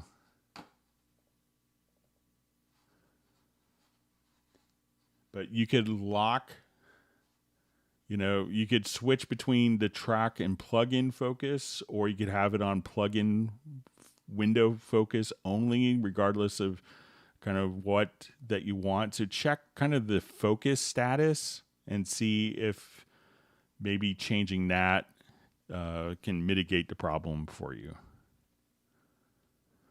All right.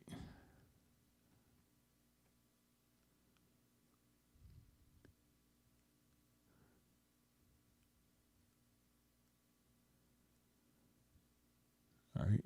It's wonderful to see Grant Nicholas on.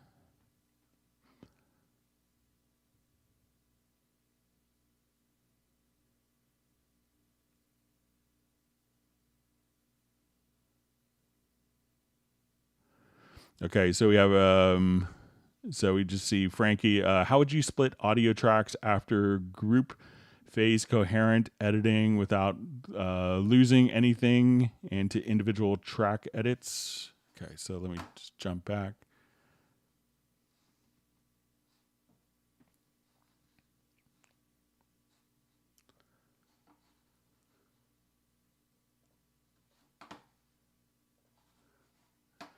Okay, so let's say if I come here and I want to do this for all the different elements in the group. So let's say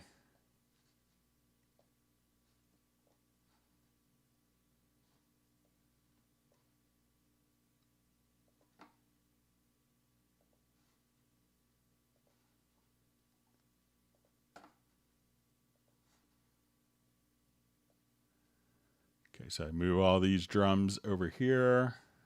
All right, so make sure I'm reading this. All right, so how would you split audio tracks after the group phase coherent editing without losing anything? All right, so let me just do this. And take these two. And take the drum tracks and make this into a stereo track.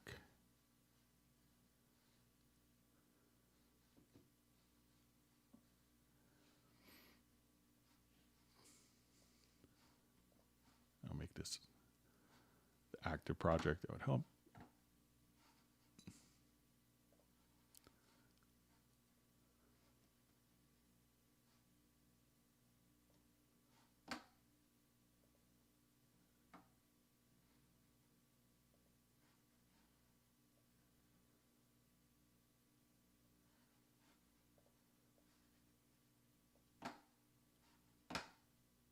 Just gonna turn this into a stereo file first. Let me just.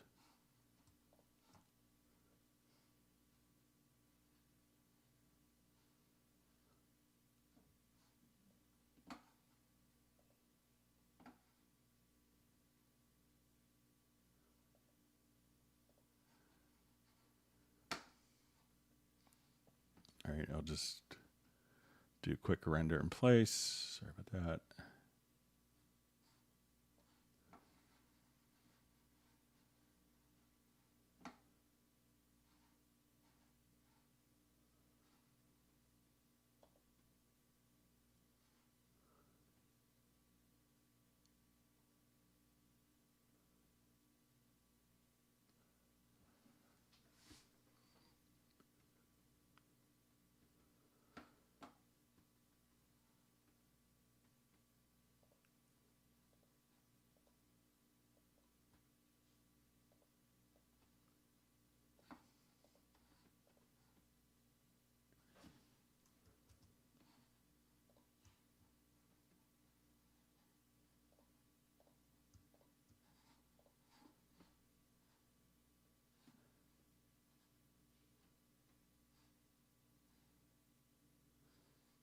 Try to render in place one more time. Sorry about that.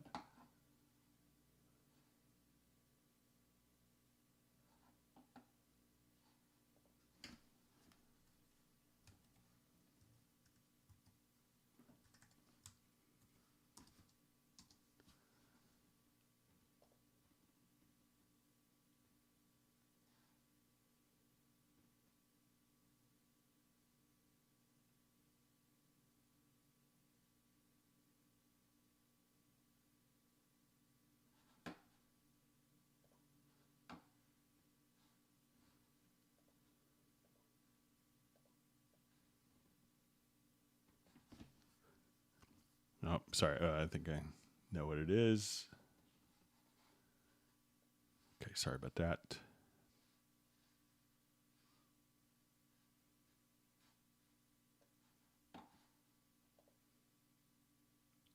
If I don't record enable them, hate when it's operator error on my part.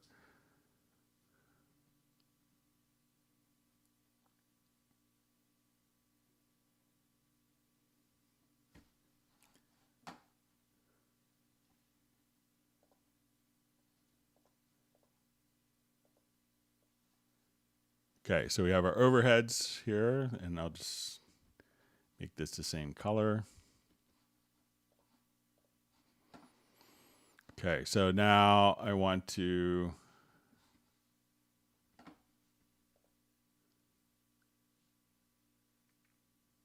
have these in musical mode. Bear with me just.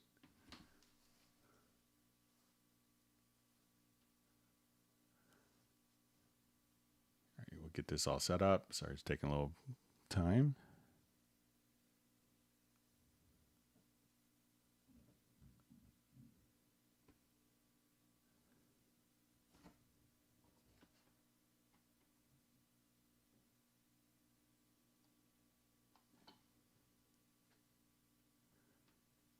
Sorry, I didn't have a condition like this set up, but we'll take a look.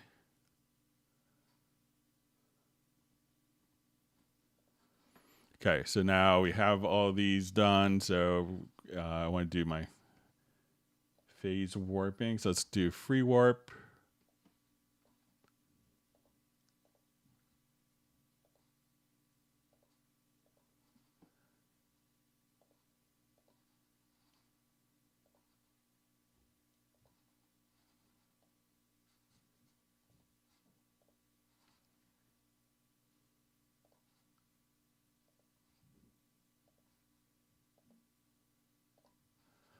Okay, so at this point, let's zoom in and let's do just a really obnoxious free warp there.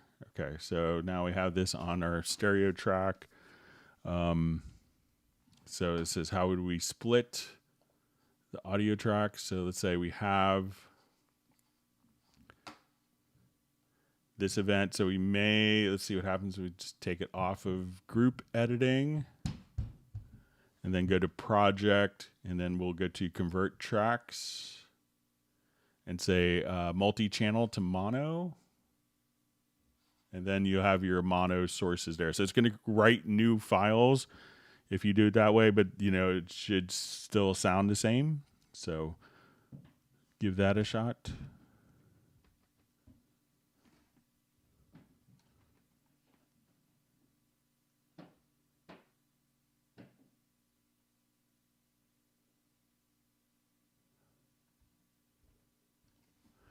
So I just see, Greg, do you have any idea why we can't seem to get the Akai MPK controllers fully mapped out with Cubase 12? I see a few people having the same issue and there is no script available. Thank you.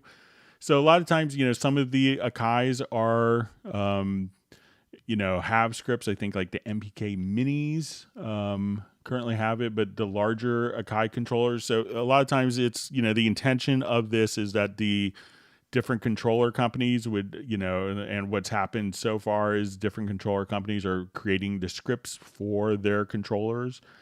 So a lot of times we don't necessarily get every controller from companies, but we provide them with software so that they could, create the controllers to be mapped out. But it's usually pretty, it's not hard to do the controller mapping.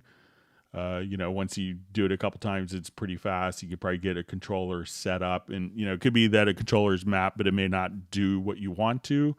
But the intention is that you could, create your own script very easily. So.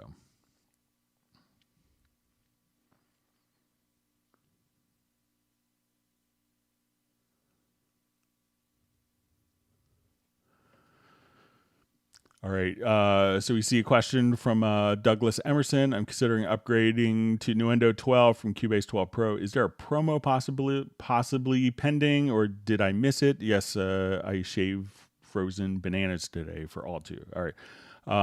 So a lot of times, what's happened in the past is Nuendo promos tend to follow Cubase promos. So we're currently in a Cubase promo. So in history of the past, so maybe if you wait just a little bit, you may be able to take advantage of something. So.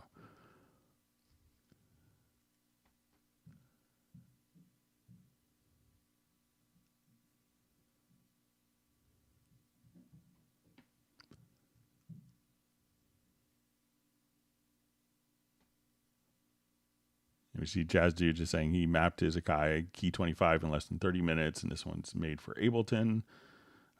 So he has 60 plus knobs plus 8 pots to work with.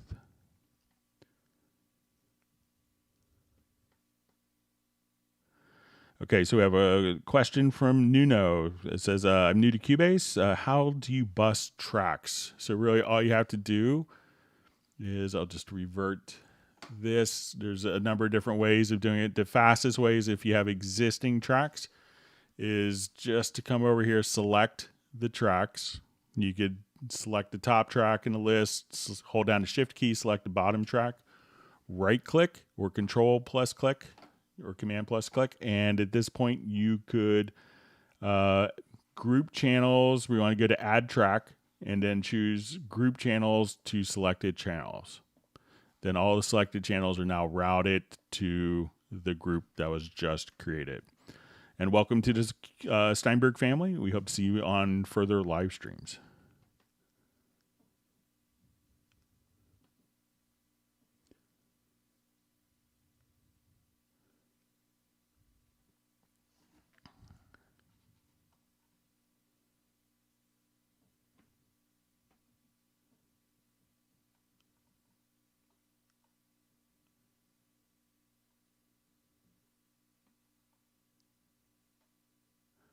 All right, Michael Teams wants people to whack the like button so that I can be gainfully employed. I appreciate that. And so does my son's college account.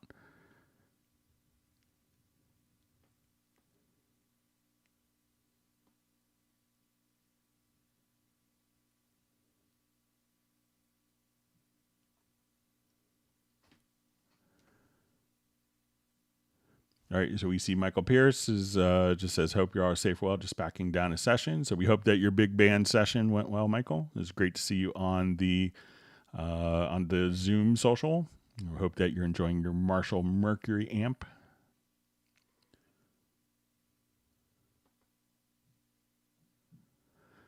Okay, so I have a question from Music Boys Entertainment. Says, when I have only my drums, like 8 audio tracks, is a VCA better or group bus? I know that VCA controls the overall level and not more.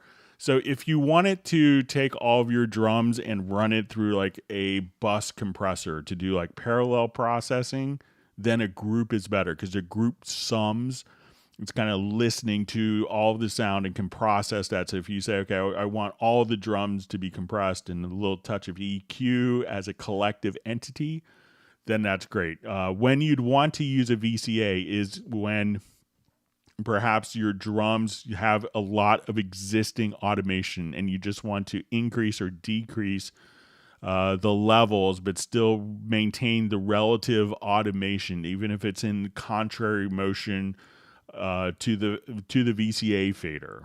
So, and you could use both. So, if you want to do processing, use a group. If you have like a lot of automation, like very precise automation, then use a VCA. Then you could bring everything up or down and still maintain all of the automation relationships.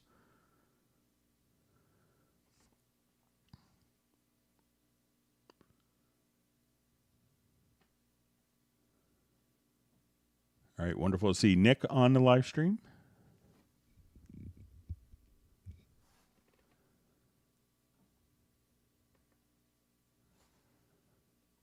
All right, so we have 25 Miles West just asking for the Discord channel link. So I'm sure Jazz Dude will be able to provide that.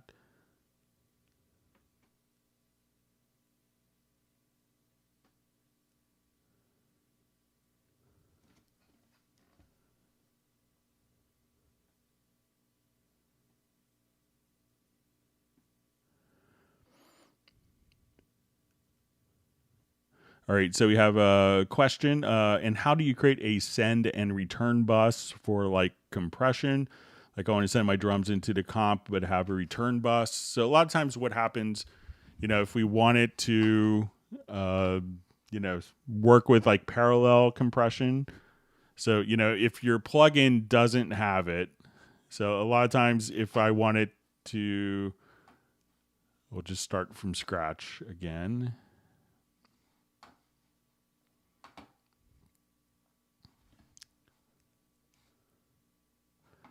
All right, so let's add so I'm going to add a group track.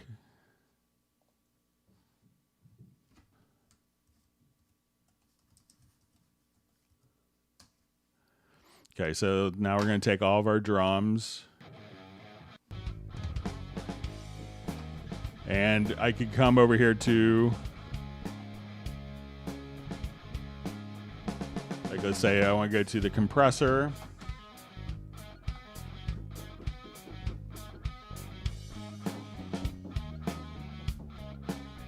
I'll just do it. Let's say I'll just go to my tube compressor, my vintage compressor. So I'll just take my vintage compressor here. So a lot of times you'll have a mix knob directly on the plugin. So you could kind of set up a parallel process like that via the mix knob. But often what we could do is actually just send this to two different, like a parallel path if you wanted to. So at this point, excuse me, my son's knocking.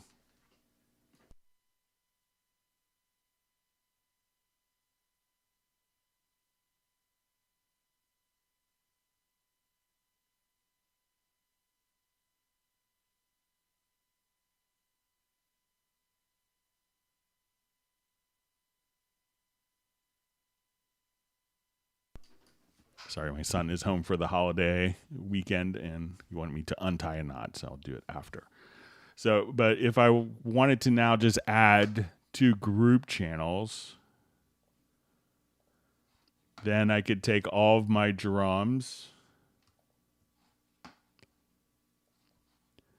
and I could send them to two different. So if I want to do more parallel processing, I'm just going to enable Q-Link.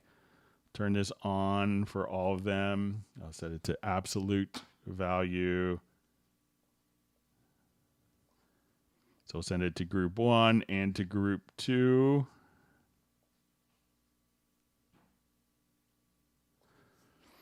So now we could see my drums going into these two groups, and we could apply kind of like heavy compression on one of the groups.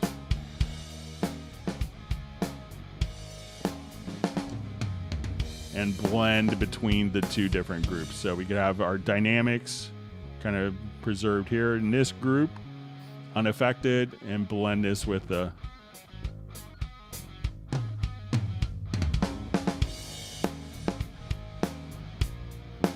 and then this is our compressed group. So let me know if that's what you're looking to do. All right.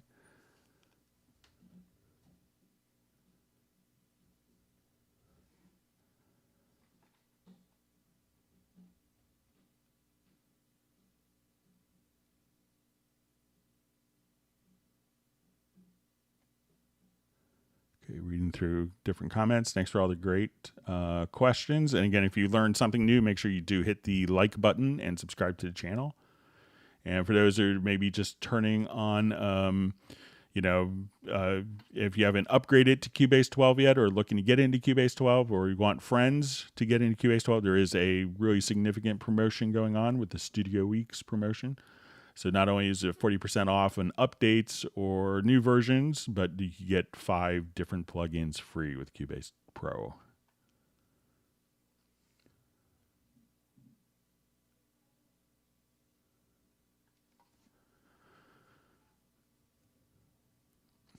All right, so we have Rob, just from Tarpon Springs, Florida. Just like, how do you use AutoPan plugin on a stereo MIDI instrument? I would like the instrument to pan full left and right in the stereo mix. Thanks for your help. All right, so let's jump to a different project.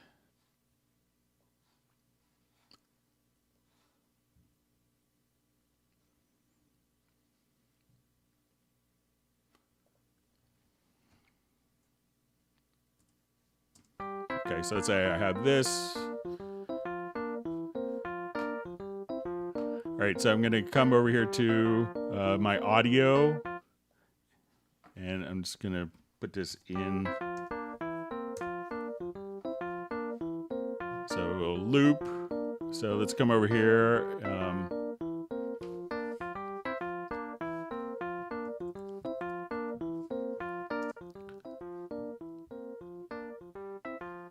All right, so at this point we could just say, okay, we're going to have this. We could sync to the project.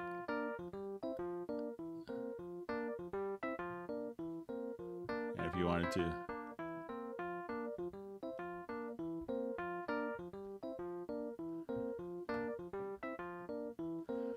Or if you just wanted it to be completely.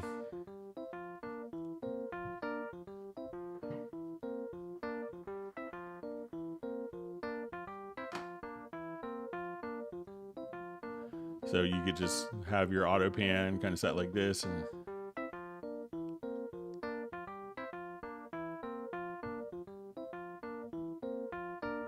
so just go to the kind of the audio aspects. You'll often see like on the instrument right here, just click there and you can go to the insert and then just kind of pan just like that. And if you want it to be half notes or quarter notes,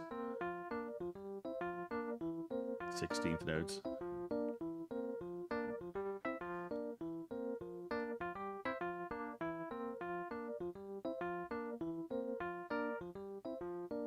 So you get different rates there.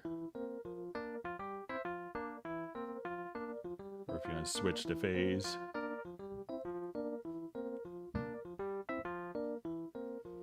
And you could also pick and choose random. So let me know if that helps, Rob.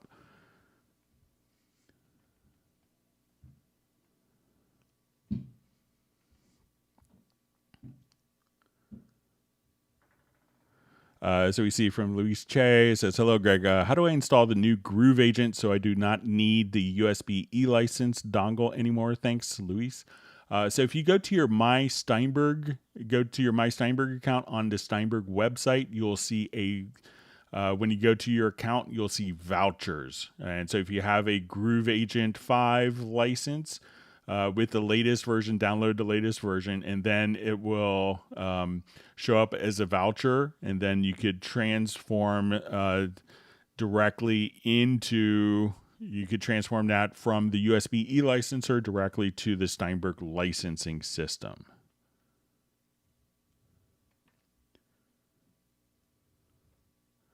So we see from the Monk Beats, thanks, Greg. I just saw the right command for toggle folders. Tracks now works flawlessly. Great. I'm glad it's working for you. Thanks for letting us know. All right, you may hear my son chasing the cat directly above me on our floors. Sorry for a distraction. All right. Not sure who's having more fun, my son or the cat. All right. Okay, so we have a question. In the right session in Media Bay, let's say if I select my browser to drag and drop my samples, and after that I want to change my view to see the master meter again. When I select to go back to my browser, it's all the way to the left and should scroll down again back to where I was selecting my samples. Is there any way it could be in the same position? All right, so let's go ahead and take a look.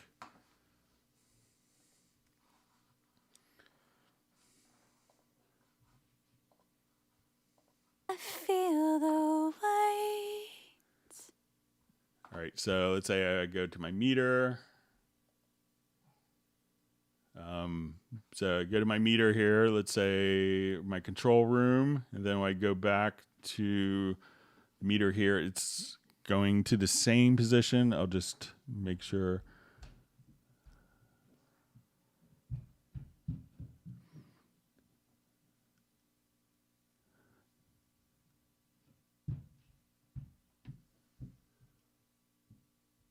So it seems like mine returned exactly to the same position. So if I go over here to my control room, make a change, I go back to my media tab, that it's plays back and goes to the same position. So let me know if mine is behaving differently than yours. But I think mine is, for Ali, seems to be working kind of as you describe. All right, so we have a question. Hey, Greg, how do you know on the effects ends which one's pre and which one is post? Okay, so when we go to, let's say, an effects end for our tracks, we'll come over here, our sends. So it's going to be based on the color. So let's say if I wanted to add an effects channel here, so you'll have kind of orange, and if you kind of right click on it, you can say that's going to be post fader. If you right click, pre fader will be green. So post fader will be orange. And how I remember this, so green, orange, or aqua orange is just alphabetically. So orange O comes after aqua or green in the alphabet. So that way orange is post, green or aqua color pre. But you could always just, each individual one. And if you forget, just right click and you'll see, move to pre-fader. So this is post-fader color. So if I have a different effect send,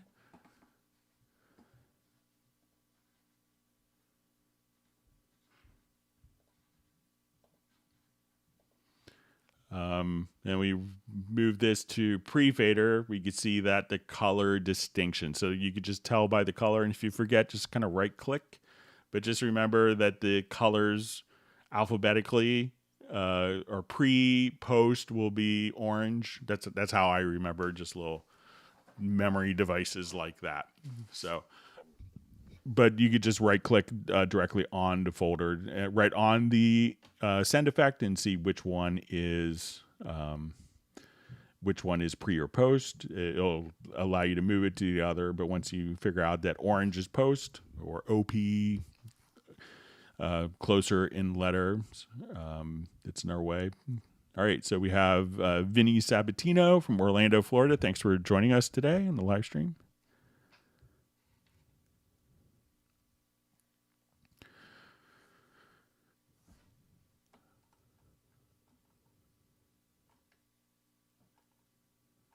All right, sorry, my chat field just jumped on me.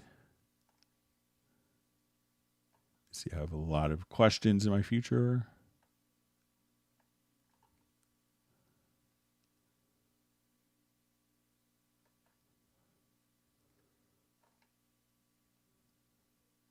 Okay, so, all right.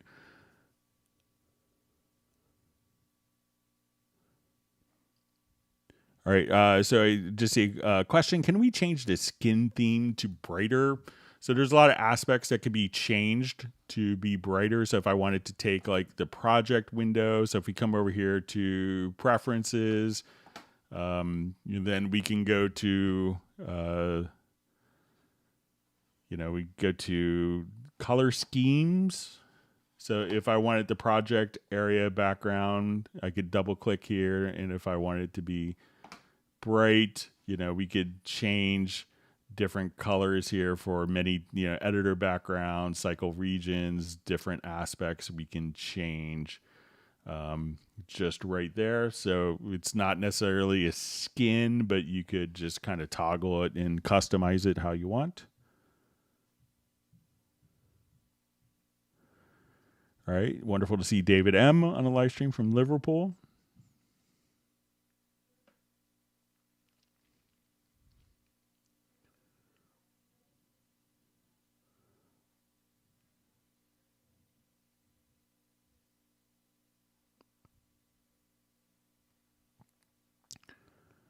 All right, reading through comments. All right, so we have a question. Is there any way I could change my track fader to look like the same as my master meter? Question preference when I change my scale in metering appearance. Section, nothing happens, nothing changes, doing wrong. All right. So if you realize that when we have like our meters here,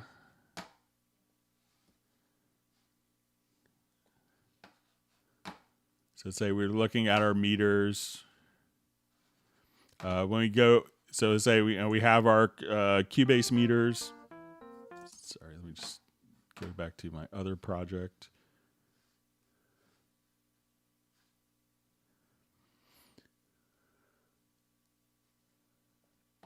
All right, so.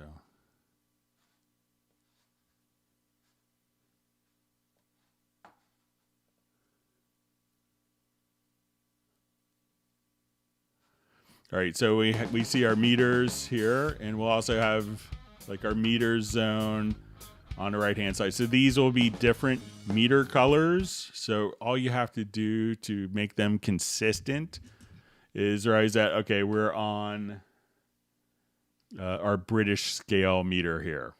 Not sure how I got there, but we have it selected. But if we go to the preferences and go to metering to appearance, there's a number of different meter colors here. So I think for this, the channel meter will be the +3 dB. So if I wanted to now change the colors of my channel meter, I could come over here, and as we play now, as it gets closer, it'll be more red. So we could change these colors to match. So, but realize that when we change the preference here for +3 dB, that we could have different settings for our British meter, for our DIN, for EBU meters, for CAT System 20. So each of these can have, and we'll have our default channel meter of being +3 dB. So you could change those colors accordingly. So if you want it to look like that, just find your master meter, what type it is, and then you could just kind of have the same settings.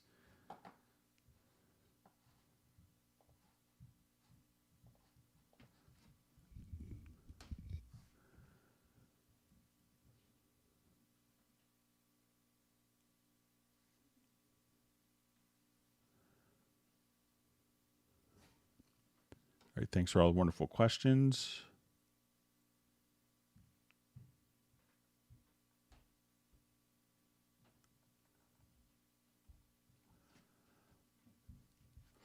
All right, so we have a question. Hi, Greg. Is there a way to toggle between the control room view and the loudness meter view in the control room with a key command? Okay, so I want to say it's like... Sorry, let's see if it's...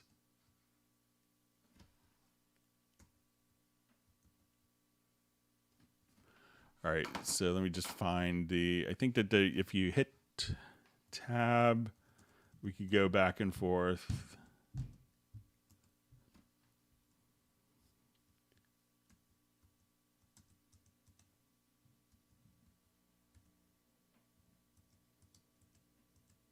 Try to remember there's a modifier key for, let me just see if I can find a key command for it, for switching within the zones.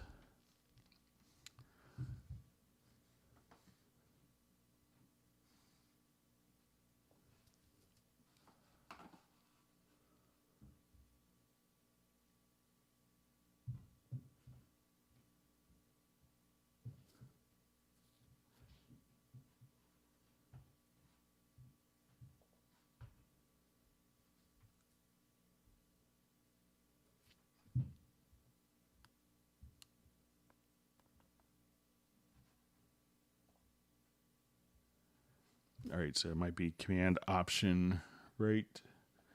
All right, so if we hold down, yeah, so command option, or if you hold down command option or alt control, once we have this, the active zone, so let's say I go to my lower zone. So I'm going to hold down command option or alt control. So right now I have the mix console, but if I hold down alt control or command option plus the left and right arrow, I can toggle back and forth. So once we have this as the active window, you could just command option or alt control plus the left arrow to go to the left and to the right arrow. So you can just quickly kind of toggle that way. So you may have to just kind of go back and forth. So you give that a try. And if you have that, that's a good keyboard shortcut to just have available, because you could also just use it in the lower zone. Come over here to the right zone. And that way you have just one key command to toggle back and forth between the different views. So let me know if that works.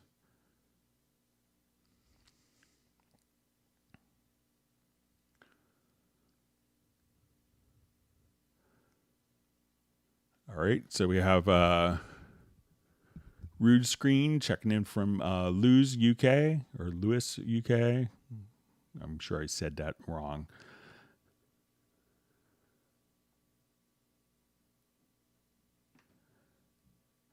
All right, so we see from David M. Hi, Greg. In Cubase 12, after 20 seconds, my Control D stops working. In Cubase 11, no problem. Also in startup, audio connection is often not connected. Any help would be great. So sometimes if it's not connected, it means that maybe the audio interface isn't being recognized by the by the operating system. So make sure that the interface is turned on like before you start Cubase. So sometimes I've seen that. Sometimes I've also seen where, like, in Mac OS is kind of guilty of this, where some Mac OS versions would automatically route the audio to the HDMI input every single time. So if you had your computer display going to HDMI, it would assume that all of your audio should go out of the HDMI as well, and kind of prompt a connection message.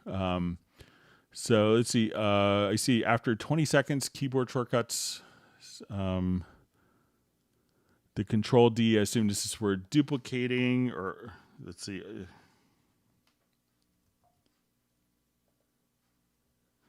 So when I just come here, let's say if I just hold that down, I'm just count to 20.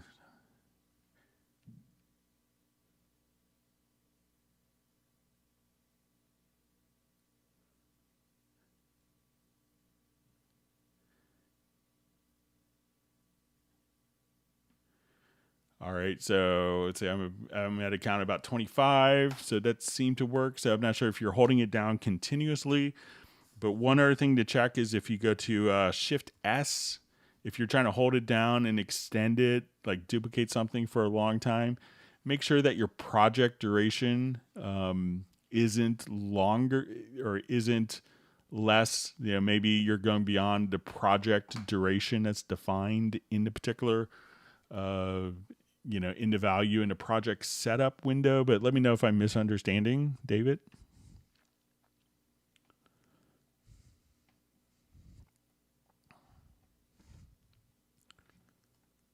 All right, wonderful to see Brian Sawyer.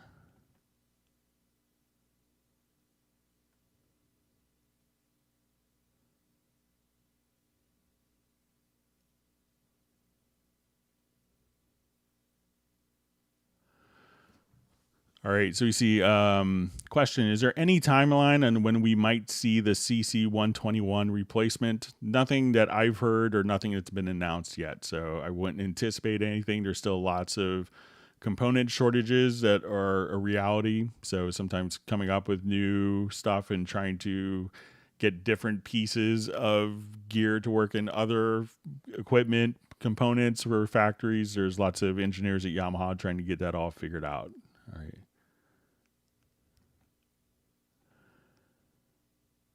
All right, so we see a question from Alan M. Trying to install Cubase 12, getting error application required.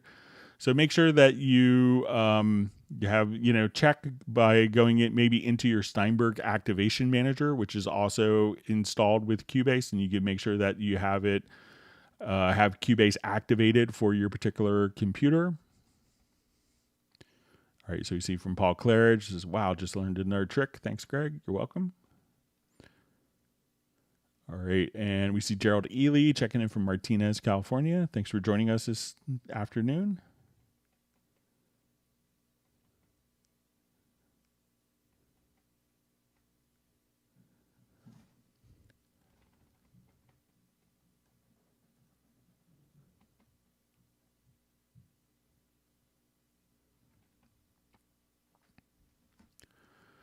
All right, so we just see a question from Uno Memento. I tried Spectral layers for the first time. I couldn't quite figure out what to do with it. Could you show me a few main points? Okay.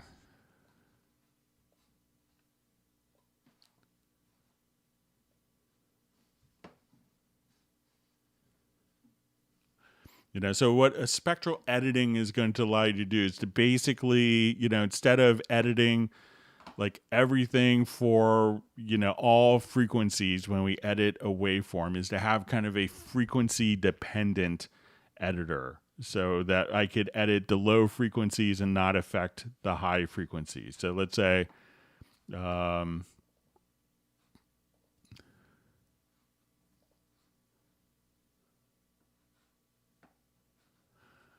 right, so let's say, and I just have some recording of,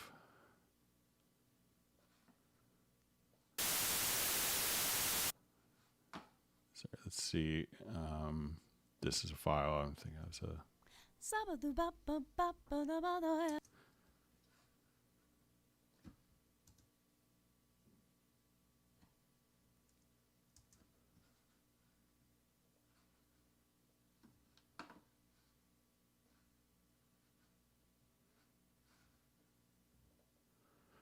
so a lot of times when we are doing, editing in spectral layers,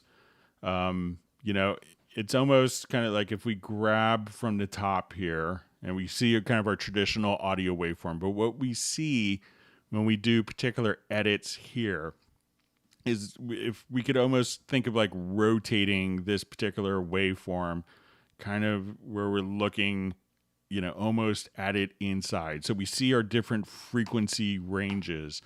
So, with spectral layers 1, we have the ability to automatically extract like components, and we could take the vocal out of the included spectral layers that comes with Cubase. So we could unmix that vocal. But, what we could also do is just say, okay, while I'm here, I find myself constantly, like maybe I had bumped a microphone or something, and I wanted to just take out particular frequency ranges. So I'm just going to come over here. So we can see kind of almost a harmonic, you may hear like people talk about the overtone series. But a lot of times, when we're doing this, Just kind of, and we may want to just kind of take, like, let's say this was, maybe just hitting the microphone, and if we come here, maybe this was like a microphone bump, someone just went on a microphone. So if I wanted to be able to kind of edit out, these particular types of frequencies, these edits, where I just wanted to get rid of like a microphone bump in a sound, we're able to do that. So this is kind of frequency dependent editing as we work with this. So this way, if you have like a squeak in a guitar or different components like that, where you don't want to take the whole guitar out, but you just want to take the squeak, stuff like that. That's when the spectral layers is really, for almost like forensic investigational audio. It's like, and just like repair, so it's really ideal solution for that.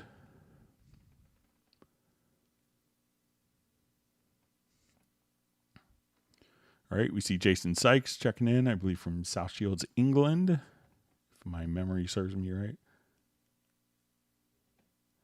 All right, we see Randy is playing with his granddaughter today, is not on the live stream. All right, we'll let that slip. But when you talk to him, Michael, tell him we hope he had a wonderful visit with his granddaughter.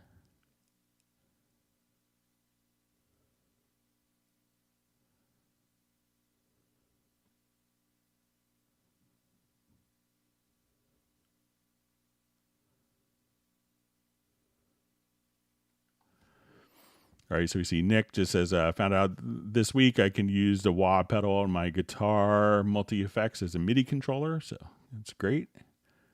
Gives you a lot of flexibility. And you could probably also control the wah pedal on VST amp rack.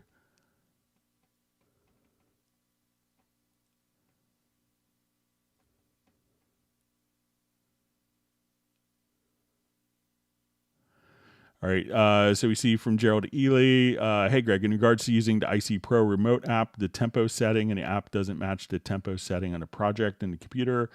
Is there a way to fix that? I don't have my iPad. The battery is powered off if my son was playing with it. So I will check it out. But if you want to send me an email as a reminder, I could check it out for Tuesday's live stream. So you could email me at clubcubase@steinberg.de.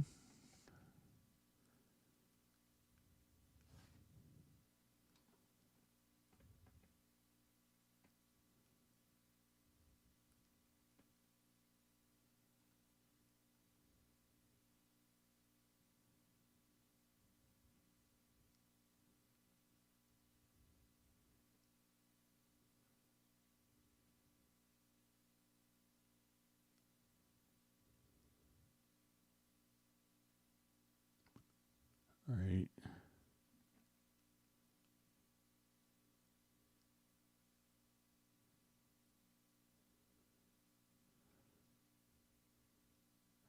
You see Gerald Ely just asking if anyone else grabbed a new free plugin deal from Steinberg. So I think there's probably lots of people taking advantage of it.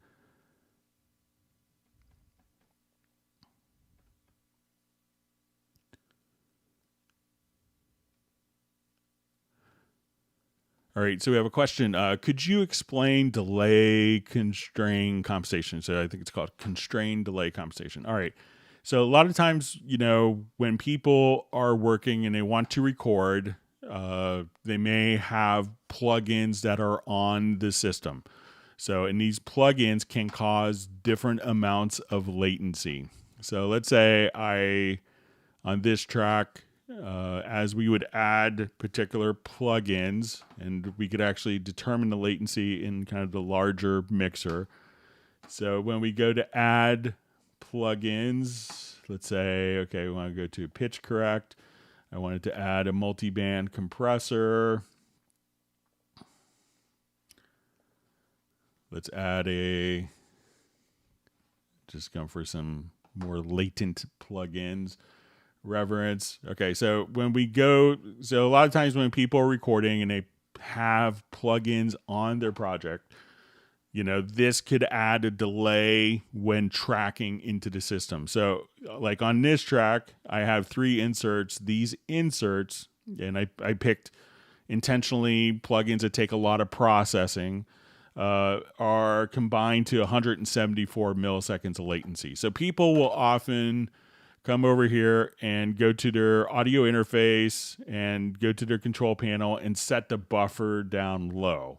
And that's pretty typical thing. And you think, okay, when I come here, I have 7 milliseconds of latency. So that's fine for me to record with.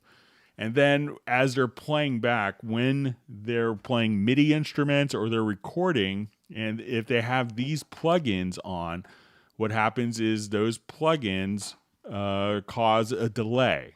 So, and that could really kind of, make it hard for the person to monitor what they're playing without going through 180 millisecond delay, almost, 0.2 of a second delay.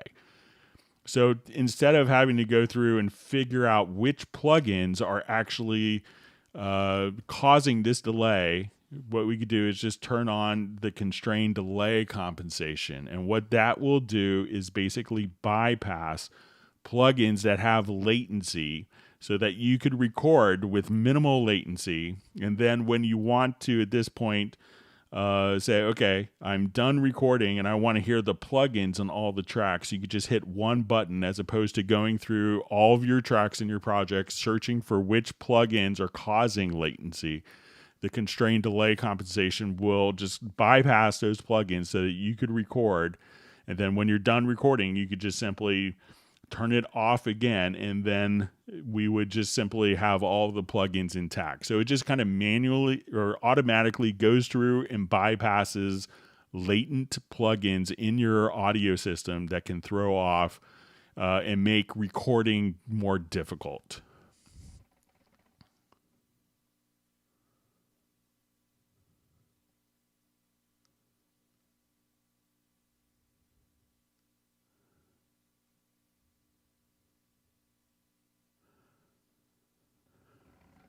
All right, so we have a question. Hi, who from famous popular musicians uses Cubase? All right, so we have, on the live streams, you often have some of the guys from Maroon 5 on. They're kind of frequent live stream attendees.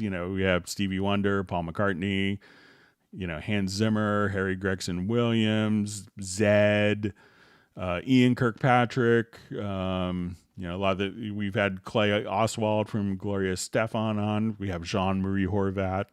You could Google him. Teddy Riley, all sorts of people. Elliot Shiner. I just talked to Chuck Ainlay today, for on the engineering side. So, Phil Ramone, until he passed away about 9 years ago, he was a big Steinberg user. So, there's tons of people run Cubase every day. So many film composers. Danny Lux on TV side is probably one of the most prolific TV composers. So lots of different people.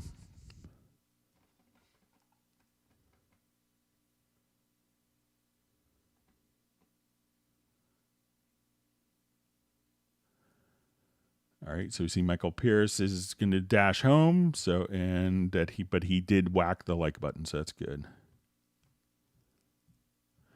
All right, so we see, is it possible to rewire Cubase 10.5 with Ableton Live 11? I think the latest version of Ableton Live has dropped rewire support because it was kind of abandoned by Propellerheads or Reason Studios.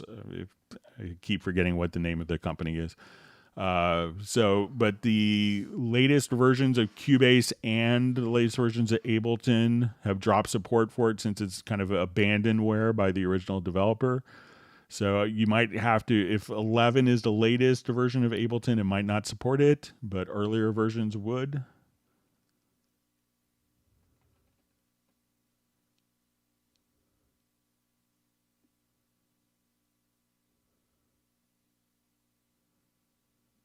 See, Michael Team's also mentioning a lot of the K-pop stuff is done in Cubase as well. Alan Silvestri is also such a wonderful guy.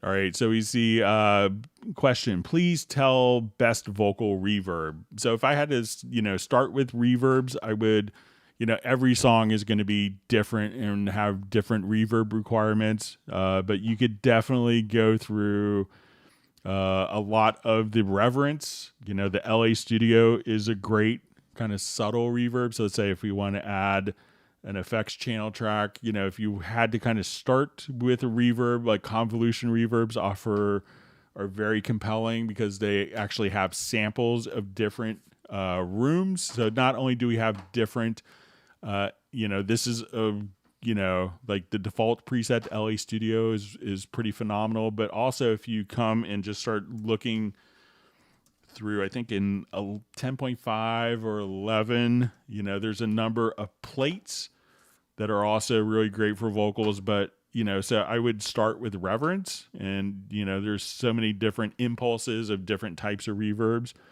that you have a lot to kind of choose from.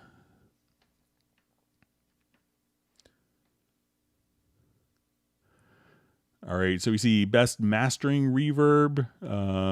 So, generally, people don't use reverbs for mastering.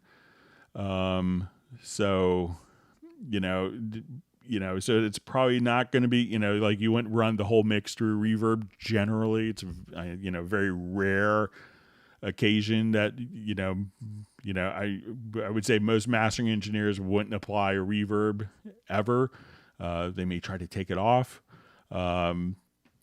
But a lot of times, they're not going to do a reverb across the whole kind of, two bus or master bus or master outputs.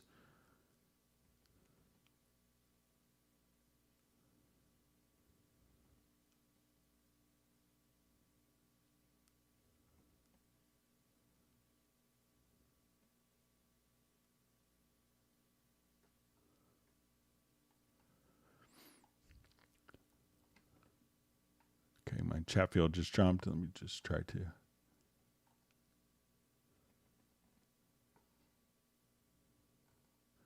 All right, so I see the mail said free plugins, but the website said nope. So, realize that, if you have version 12, if you have Cubase 12, I think it's for Cubase 12 Artist and Cubase 12 Pro, that you could see the vouchers if you go to my Steinberg account. If you don't have those, if you don't have Cubase 12, then you might not see the plugins available for you.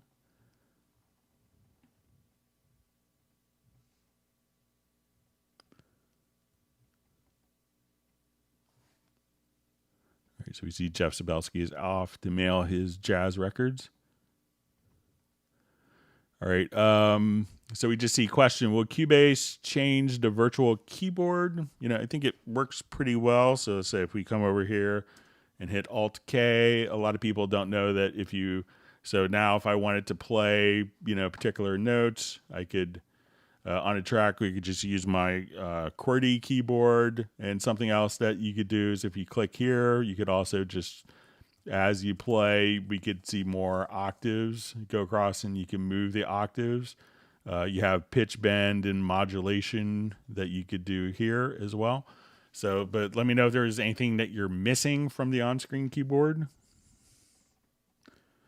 So it hasn't been high on the feature request list, but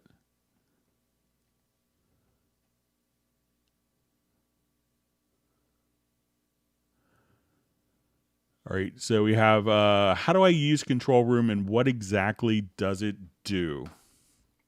Okay, so the basic premise of the Control Room is to have basically a monitoring path that doesn't affect the gain structure of the mix. So when we want to play back a project here, we're going to have, let's say, our mix going on in the project here. So I have a number of different tracks. And when we go to the control room, what this is going to allow us to do is if we look at my master fader, if I adjust my master fader down to control my monitoring volume, it will affect the gain structure of what's going out on the mix. But when I adjust the volume on my control room, this way we only hear, it's only the volume monitoring control without affecting the gain structure of the mix. If we have, multiple speakers in our system, so let's say we have like a 5.1 monitors, maybe have large monitors, medium-sized speakers, small speakers, and you wanted to switch between the different speakers, you could, very easily come over here to the monitor page, and instead of having to buy a piece of hardware, which ultimately colors the sound, regardless of how expensive it is, we could just take outputs from our audio interface, and then we could switch between different speakers here. Our control room is also going to give us different down mix presets. So if I want to listen to my mix in mono and make sure it's translating,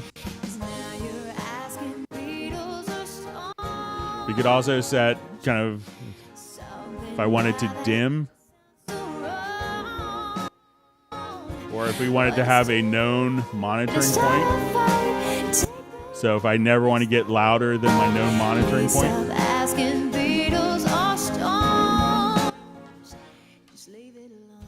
And we could also have different headphone mixes. Now, our control room also allows to have like what we call the listen bus.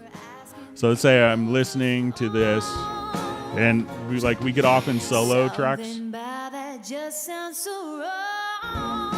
But if I wanted to just dim the tracks,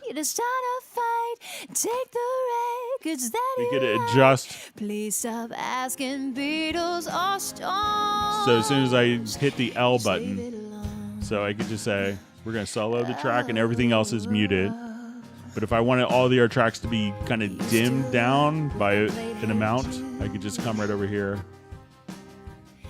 I should have told you we're out of tune. Whatever you did, that was okay. So, so we have not only like communication for headphones, but we could have talkback systems. We could have external inputs. So if someone says, "Oh, I brought my iPad over," you have an Amazon Echo, play this as a reference. We could just switch this over to our external input as well. So the control room does a lot of very powerful things. So for monitor control, and it's like a whole monitor section of your console that's built into software. It's a really kind of unique thing in Cubase.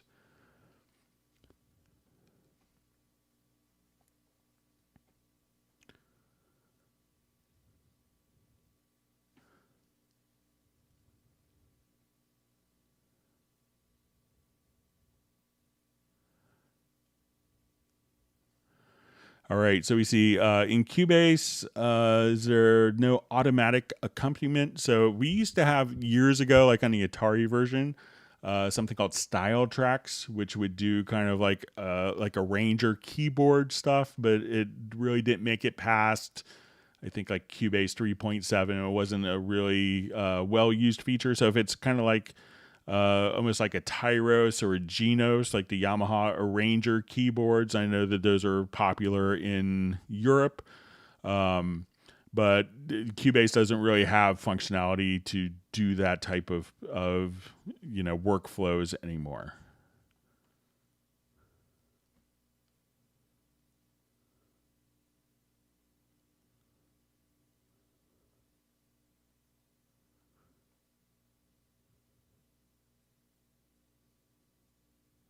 All right.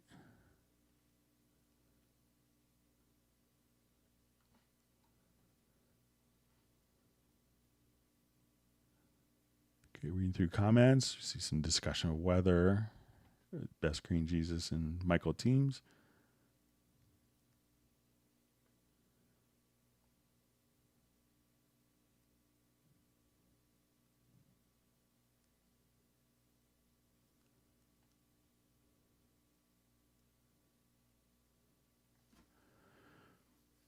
All right, so we see a question. Cubase has plans to attach the videos in the project, so you could definitely, there are video tracks. So if I wanted to come over here, let's import a video file.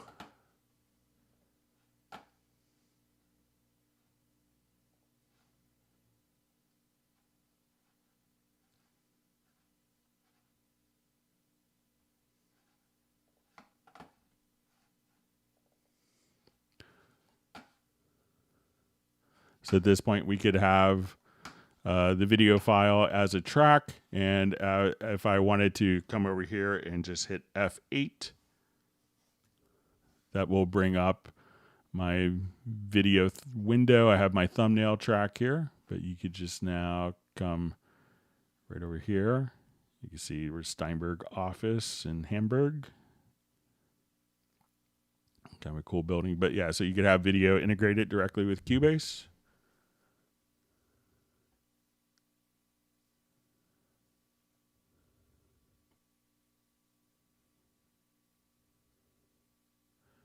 See, Robbie Bowling just says the FX modulator looks like an incredible plugin. So yeah, once you start playing with the FX modulator, you can just simply, you could, at that point, you could spend a whole weekend kind of messing around with it. It is a beast. So, and lots of fun, very creative potential. So you could take something that's not so interesting and make it interesting. All right, so we have Sim Racing checking in from Belgium, saying better late than never. So we're just glad you could join us. And if you're late, you just have to hit the like button immediately. That's the only consequence of being late. So, but we're glad that you can make it.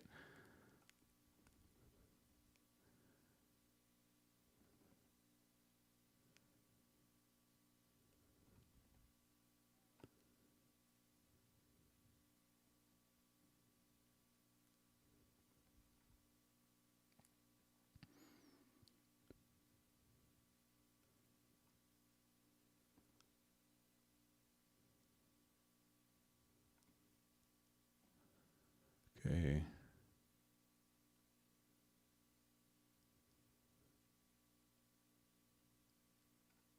See, Jazz Dude just said, so you learned everything all about the USA from the documentary Married with Children. When I traveled through the USA in the 90s, you rented Dodge cars only. So.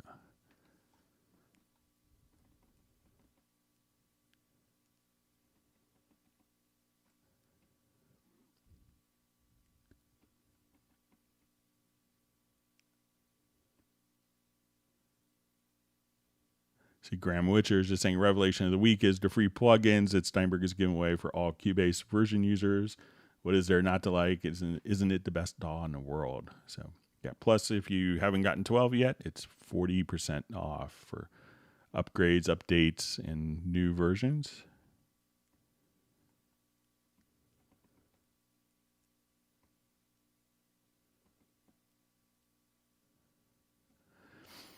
All right, so just see from David M says, on Cubase 12 starts, Control D works. I'm only duplicating, say twice. I do something else, then Control D does not work. I tried again, Cubase 11, fine, thanks.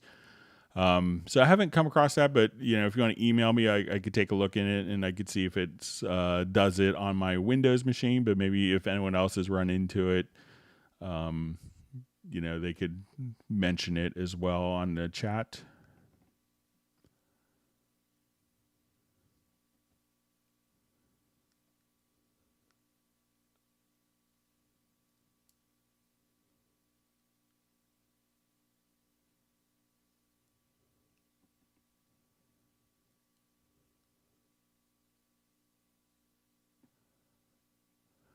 Okay, so I just see, and this was kind of directed towards Jazz Dude. Why does Cubase hasn't guitar, saxophone, drum events like to virtual keyboard, piano? It's difficult. So if you wanted to come over here, you could check out. There's a number of instruments. I would look in Halion Sonic first. So let's say if I want to come here, let's add an instrument track. So let's go to Halion Sonic SE under synths. And let's say if I want it to have, let's just take a look. So if you wanted guitars, you could just click here on your categories and say, okay, let's go to guitar. So I want, acoustic guitar.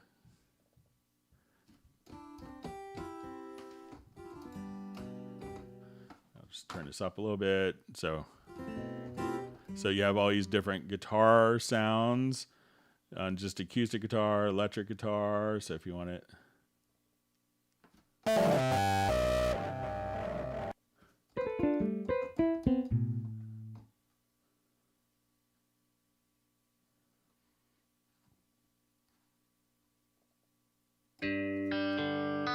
So I'm just holding one note here.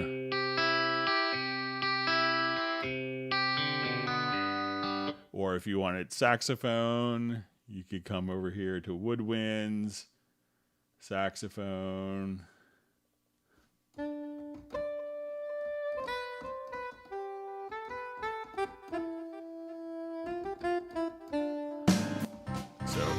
So you could do that. Plus there's drum sounds, and also you get like Groove Agent with Cubase as well. So maybe you didn't install these as part of the download.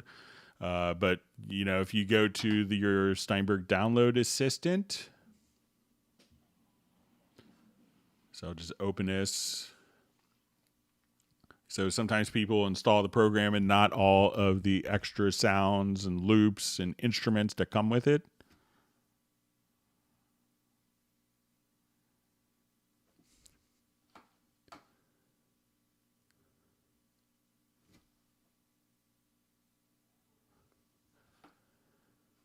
So make sure when you go to Cubase, so if you have Cubase 12, that you install not only Cubase 12, but everything on this list you have access to. So there's lots of great instruments to choose from.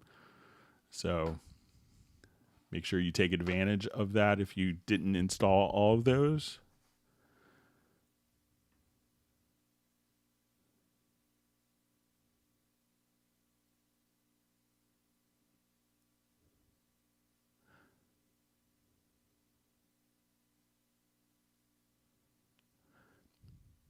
All right, so we just see, and maybe this is a follow up to the question of the instrument. So virtual keyboard shows the piano notes. In my understanding, it must be showing of a guitar strings without VST plugins.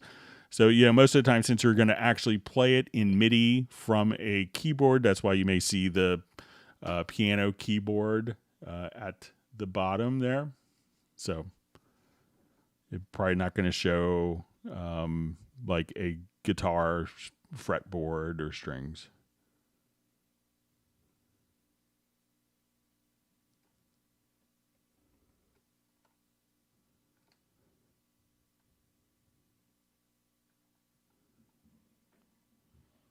All right, let me just, my chat field just jumped.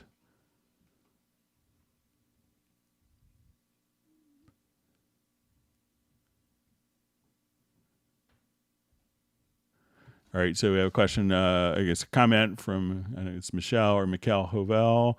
Hello, Greg. I just want to tell you how much I appreciate what you're doing. Thank you so much for this. So I'm just glad to be able to help people. So I think it's a wonderful forum, and it's a wonderful community, and I'm just proud that I get to be involved with it. And, and I appreciate everyone that participates, and I think it's a great thing. And every session is different and has its own kind of life to it. So.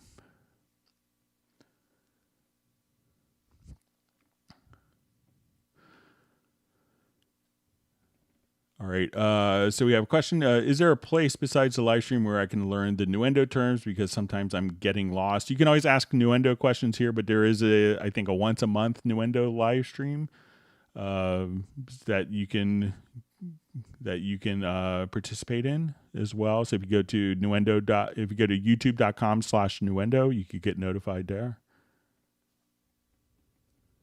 All right, we see Peter from Montreal has to run. So wishing everyone a good weekend. So thanks for joining us today, Peter.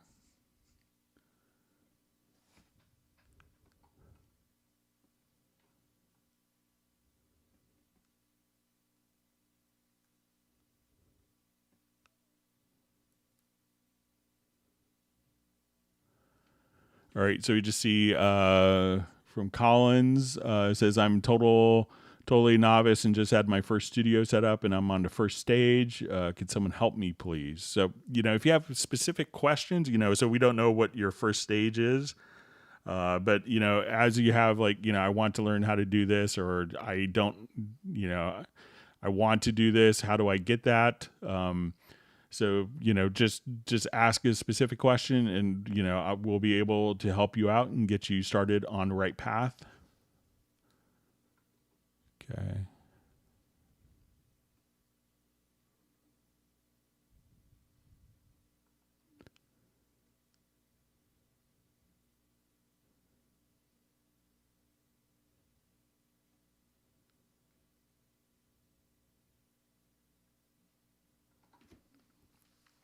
All right, so a question from Sable Winters. Upgraded last summer from Elements 9.5 to 11 Pro. Why would I move to 12 Pro and lose my precious dongle? Insight. So you could still keep your dongle for 11, but if you want it to be mobile and take it with you on your laptop without necessarily having to have a USB-E licenser, you'll get that. Plus, you'll get the new plugins like the FX modulator.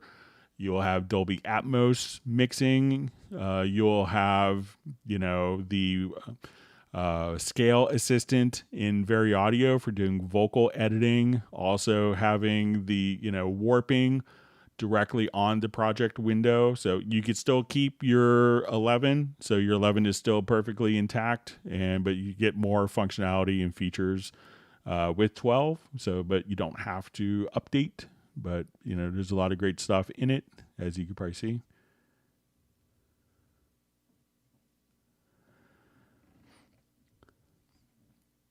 All right, so we see a question. It says, I'm using SonarWorks for mixing with a headphone profile, and I just realized Nuendo got its own VST for headphones. So, yeah, you have the headphone match with Nuendo. So, and that's really...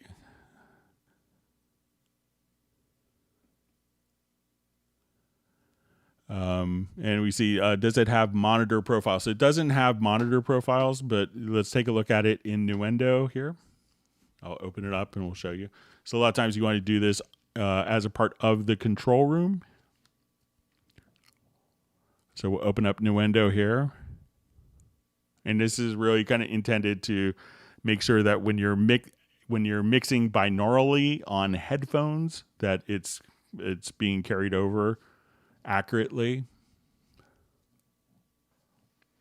So we'll open it up here in the window. So I think it's called headphone match, something clever like that. So when we come over here, we'll go to our inserts.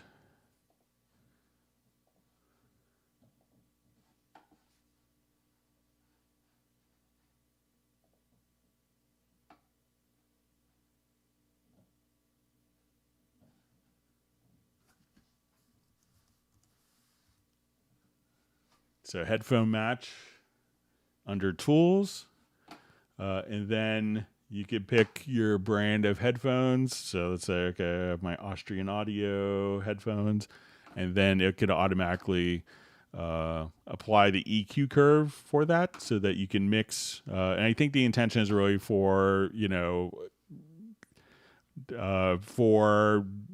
doing like Atmos mixing binaurally. So it doesn't have that for monitor speakers, but the headphones you could definitely use directly like that.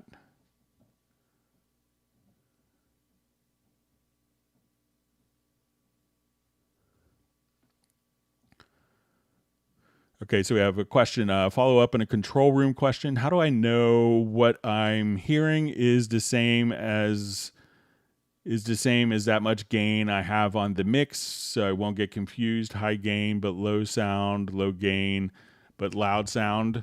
So while you're doing this in the control room, so let's say you're playing along here, just keep your eye on kind of the master level here, and realize that this is, not necessarily for, so we could monitor differently at different levels.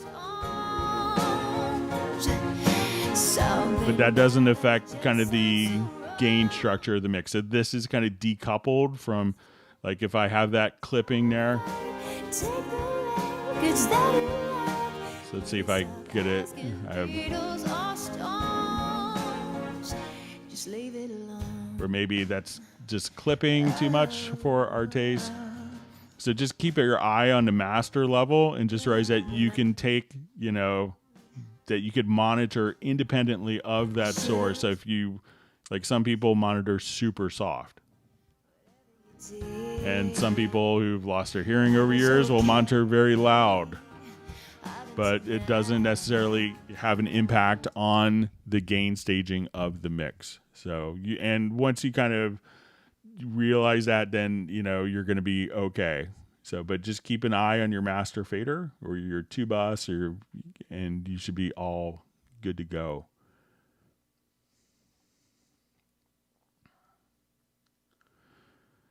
All right, so we have a question from Benny. If I have multiple video tracks on multiple tracks, how do I cut between them with nice transitions? Cubase 12, Windows 10. So when we have a video in the project, so you know we could have two video tracks. So let's come over here, and it's another thing in Cubase 12. So let me just import another video. So it's not really intended to, you know, while we can have multiple video tracks, it's not necessarily intended to, you know, be a video editor where it's going to do smooth transition. So we can, you know, come over here and cut the video if needed. And like if you say, okay, they cut this much out, we could do a global cut with the video and have that all, but it's not really intended to do transitions or color correction or dissolves or fades between different video scenes.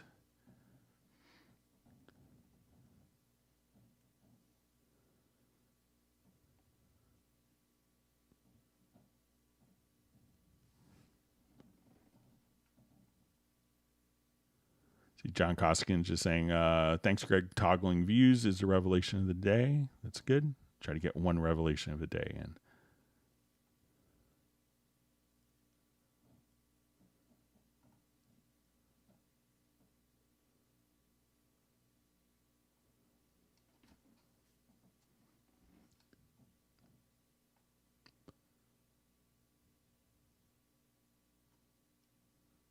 Okay, reading through comments. Thanks for all the great questions.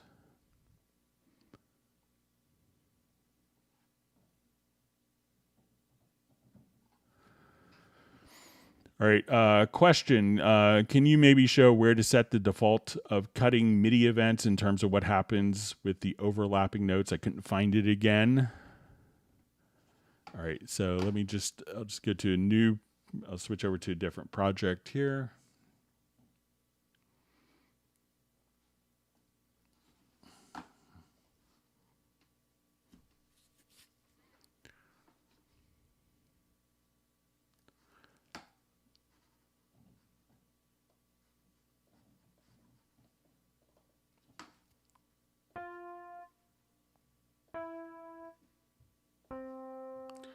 Okay, so let's say I have notes that are extending across from measure 1 to near measure 3, and I split the notes here at, let's say, measure 2. All right, so now when I split the notes, when I split the events, that will split the notes. But there's a preference, and I think if we want to go to preferences, I think it's under editing. It might be under MIDI, that will split MIDI events. So if I untoggle this, let's say I hit apply and hit OK, and I split here, that now when I move this, that there's no notes in this event, and the notes in this event kind of will continue, and they'll kind of get almost orphaned a little bit, but we could extend the length of that to get those active again. So I think the preference that you're looking for is editing MIDI, split MIDI event, so that when the event is split, the MIDI notes at that point will also be split. So let me know if I misunderstood, but I think that's the preference you're referring to.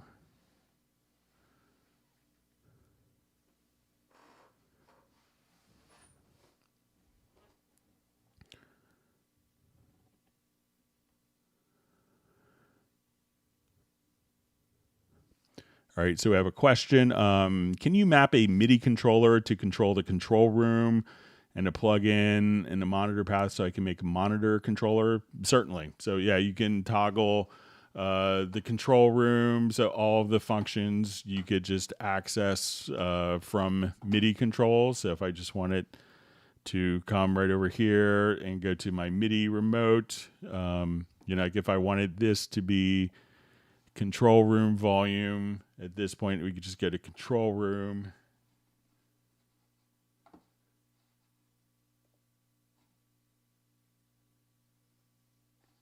And you can have all these different control room functions directly here.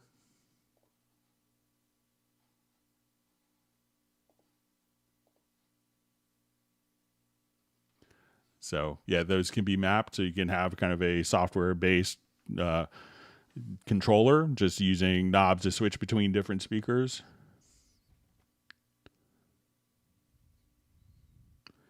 See, Michelle Hovel says, I apologize for making you open Nuendo. No apologies. It's, I didn't have to lift anything heavy. So,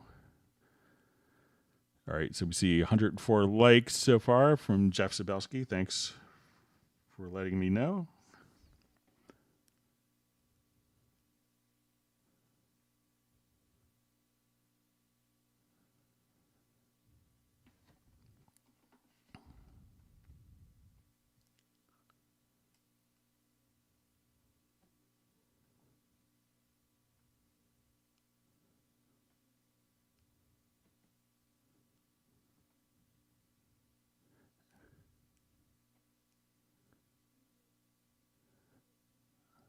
All right.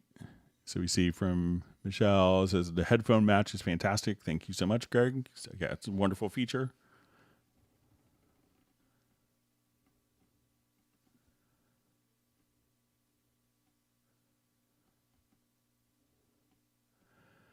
So you see, so just to make sure you can't import more than 2 videos in a project, right? You could have multiple video track. You could have multiple videos on a single track, and you could have 2 different tracks. So if I wanted to come here and import, let's say I have 1 video track.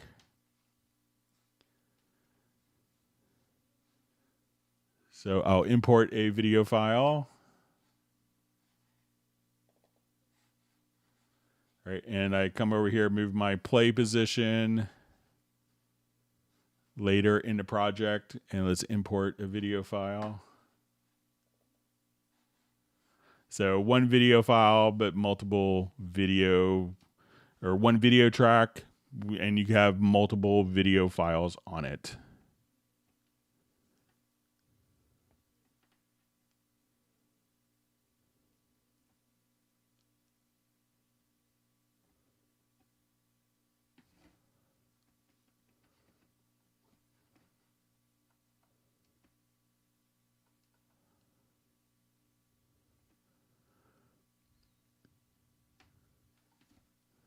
Okay, so I just see a question from Sable Winters. What's the equals to decibel in Pro Tools in Cubase?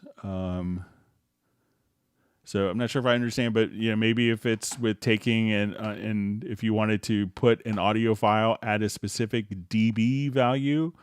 So if you go to audio to processes, and let me know if I'm misunderstanding Sable. But if we wanted to, at this point, come over here and just say, we go to normalize. Here I can say, I want to take this particular video, and I can say, okay, I want to normalize it to, minus 1 dB. And at that point, we could process that file there. So maybe if it's like a normalize function, there we could set kind of like a target dB level, and if we wanted to do it for loudness units, we could do that as well. But let me know if I misunderstood.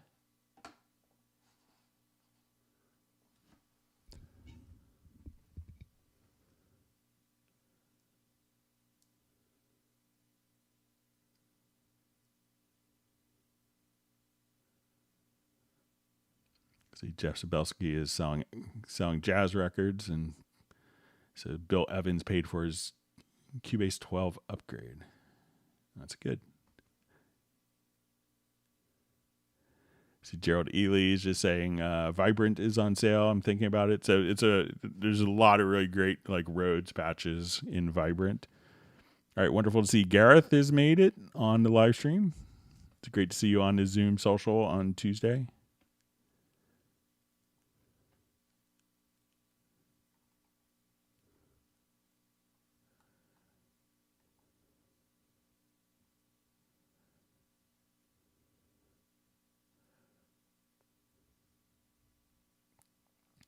Okay, so I just see from Robotic Synchro with digital mixer. So I'm not sure if you wanted to synchronize the clocks from the digital mixer. So, you know, if your audio interface has a digital connection, you know, there's a couple ways to synchronize. I'm not sure if you want to synchronize like transport control. So Off Networks is Mackie control for a lot of devices for compatibility. But if you go to if it's like synchronizing the clock from a digital mixer to your audio interface, you probably could go to your studio menu to studio setup, select the audio interface and check your clock source here. So you could choose whether you want the mixer to slave the clock to your audio interface or you want your audio interface to slave its clock to the mixer. So let me know if that's kind of what you mean by synchro to digital mixer.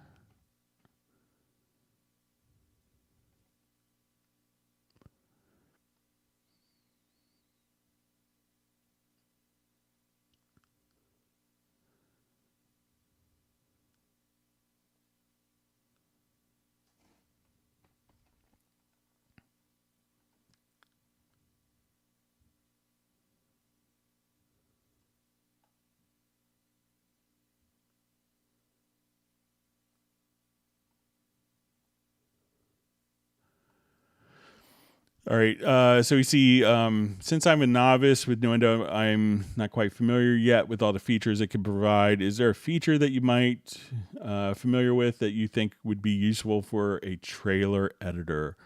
Nothing really kind of jumps out at me, you know, but just, you know, sit there and, you know, the one thing, if you're kind of new to something, if you're learning it, you know, just sit there and, you know, as you kind of figured, you know, learn keyboard shortcuts. That would just speed up your workflow. So instead of coming up and always having to go to a menu and do something, you know, if you learn keyboard shortcuts and make yourself learn 3 new keyboard shortcuts a day for a month, that would have a profound impact on your workflow overall.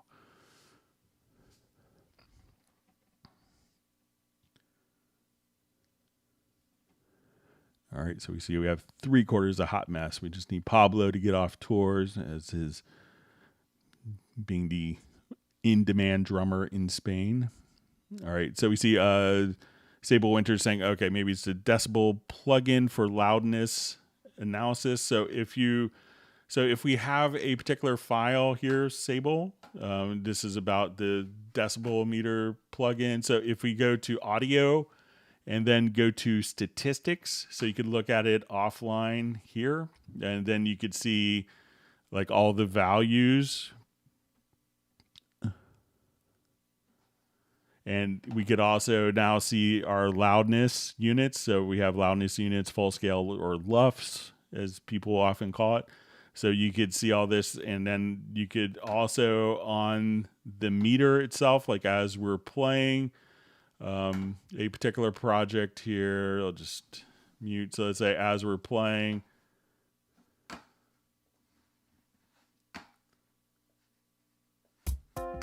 you know, we can come over and have a loudness meter. So you could have different meters as well for a full loudness. But if you wanted to see it on a specific clip, just come over here, go to audio to statistics, and then you can see the loudness, decibels, estimated pitch, if there's DC offset. So a lot of interesting statistics directly on the audio file there.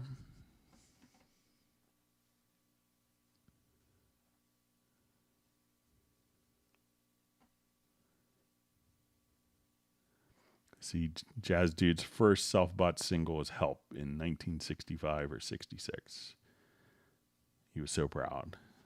Yes, I remember mowing many lawns to get a Beatles record. So.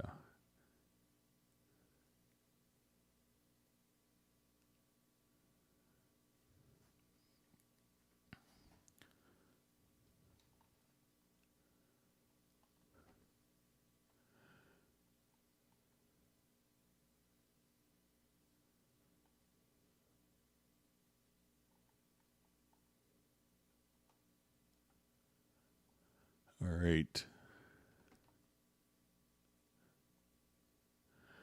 All right, so we see question. I imported some MIDI files into Cubase 12 Pro. Noticed that throughout the song, the bass track was not playing in some measures throughout the song. Any reason why that would happen? So check to make sure that they're and sometimes when we have like a MIDI file here, so let's say if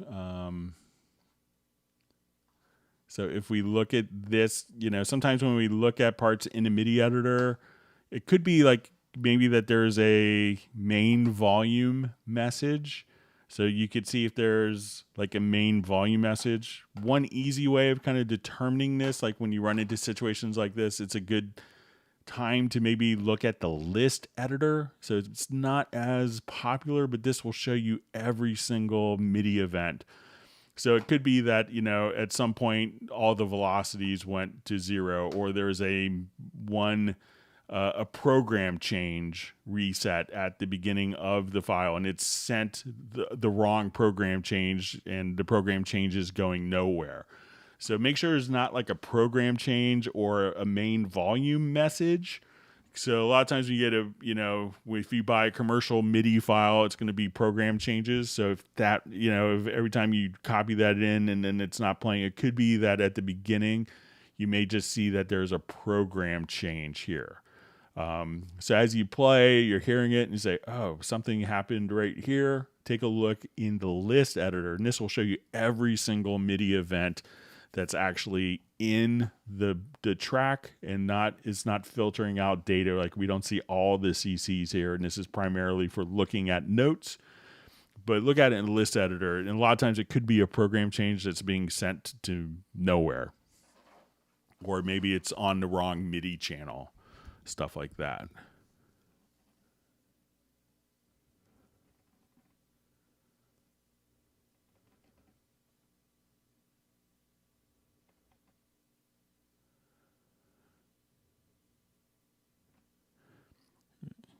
All right, so you see Val Lee says his first self-bought CD was the Red and Blue from the Beatles. I remember borrowing my brother's.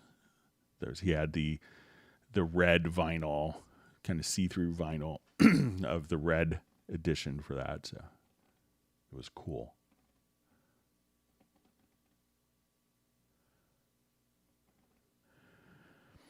All right, so you see if I have a MIDI file in a browser, can I preview it without dragging it in? Also, can it follow the chord track when previewing? So generally, the MIDI file doesn't have a sound associated with it. So it would need to be dragged into an instrument that will, and you may be able to assign. Let me just take a quick look at a MIDI file here. So let's say I'll export this.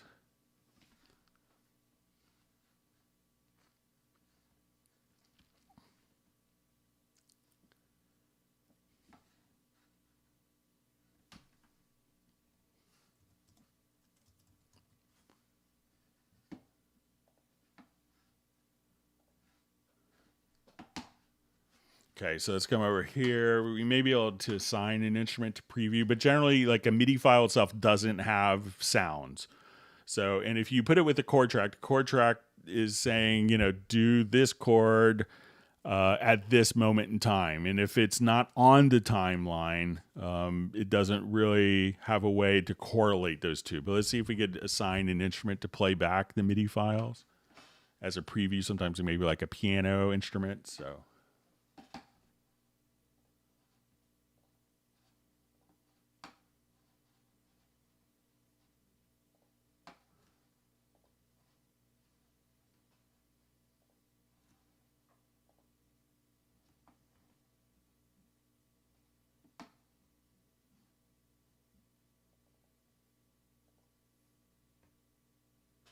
So here I could assign a MIDI output. So I just have, let's say, the Rhodes here. But you could assign kind of an instrument in the track to play out through to kind of audition. So you could do it there. So, maybe if you give that a shot, let me just try.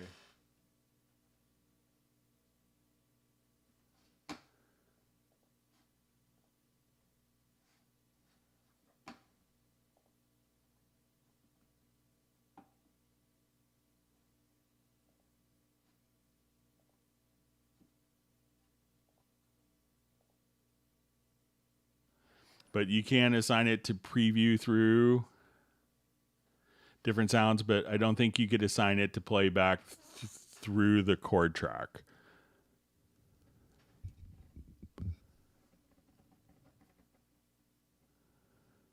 All right, so we have sub 403, who's welcome to be back. We've missed you. So it's been a long time. He says it's just been a long time since he caught a live stream.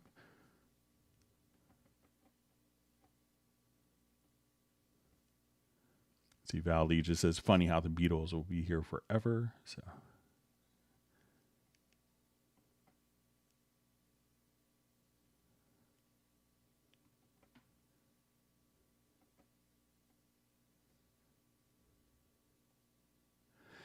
All right, so we have a question. Can you use the quick controls when the associated plugins are closed? So yes, once we come over here, let's go to the MIDI remote. So if we change the focus to, let's say I have a plugin here, and I will just go to, let's say, the VST bass amp.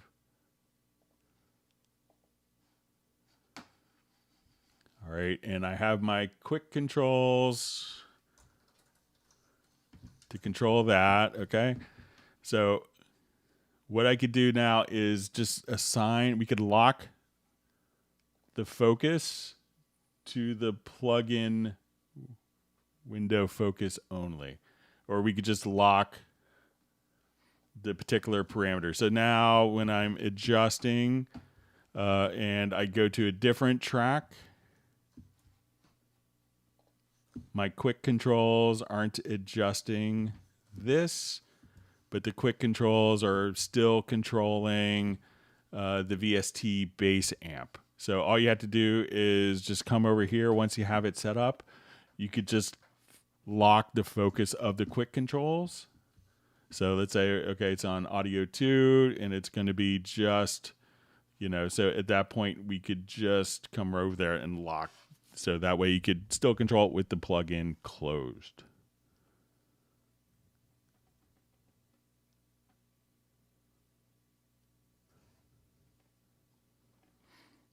See Jeff Sabelsky just saying self-bought LP. And never heard that before. Yeah.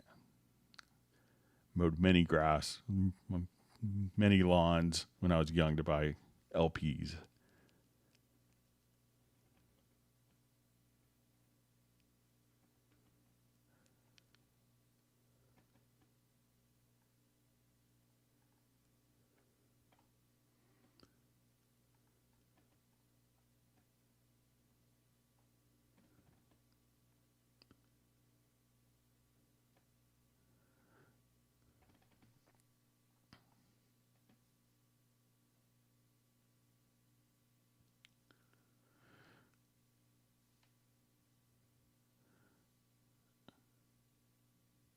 All right, so we see question, can you match loudness between dialogue? So really all you have to do is, let's say,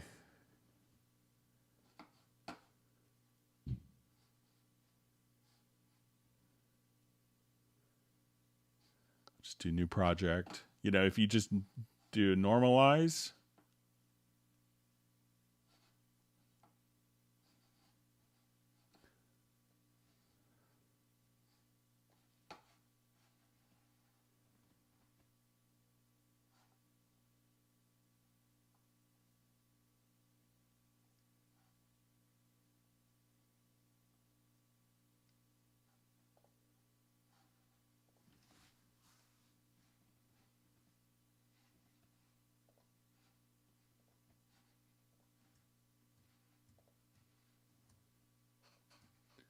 Okay, so let's say,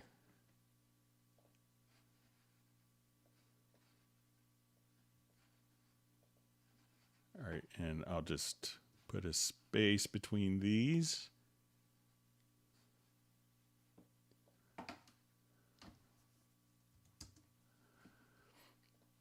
Okay, so if you wanted to, let's say if we had these rendered, really all you'd have to do is you could, if you wanted to do a quick analysis of this, we could do it in the audio statistics. So if you wanted to find out what the loudness is of this one, and then you could apply the loudness to processes,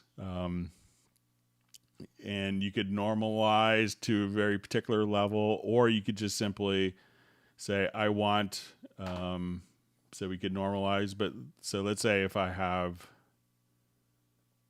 this, I'll just render this.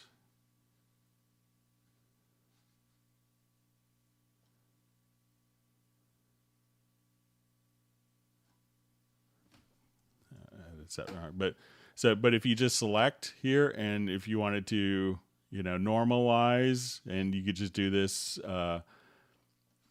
and set a very specific dB level. That way, dialogue from different sources could all be very consistent.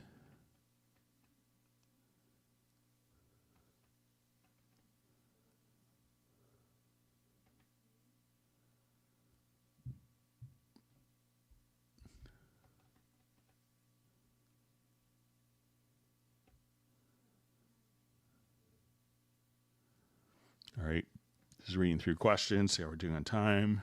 All right.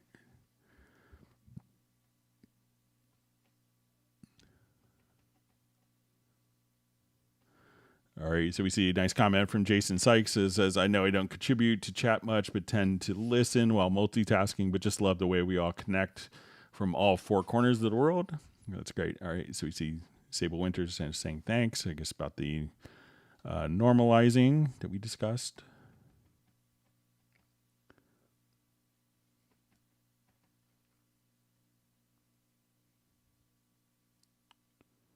Ooh, we see Michael Teams had yesterday and today with the Butcher cover.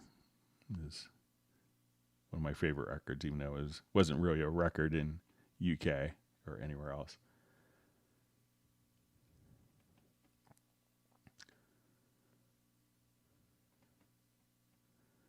All right, so we see Roots Green just saying he's had his eye on the Arturia CS80 for a while. Now with the sale upgrading from 11 to 12, feels like robbery, so that's great.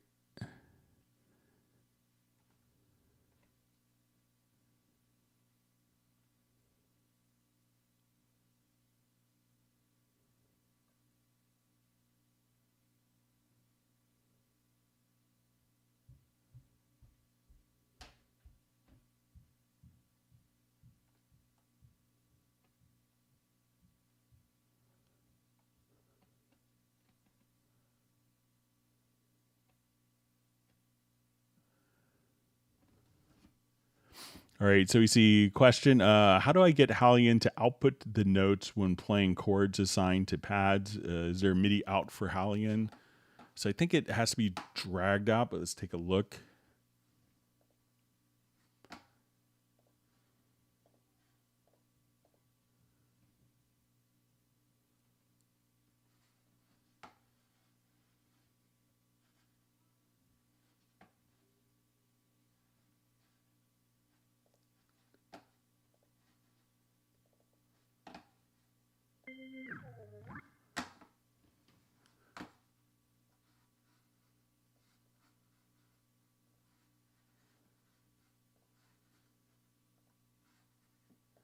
Okay, so let's go ahead and...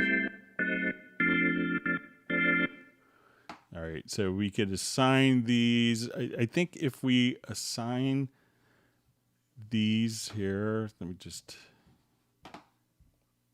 that we could learn trigger notes. So let's say, okay, I want this. So let's learn a trigger note.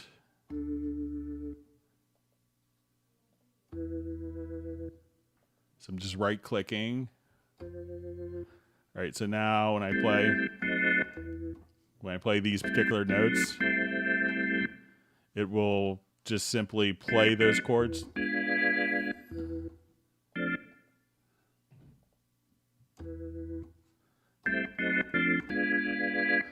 So let's go ahead and just record. I'm just going to record those single notes.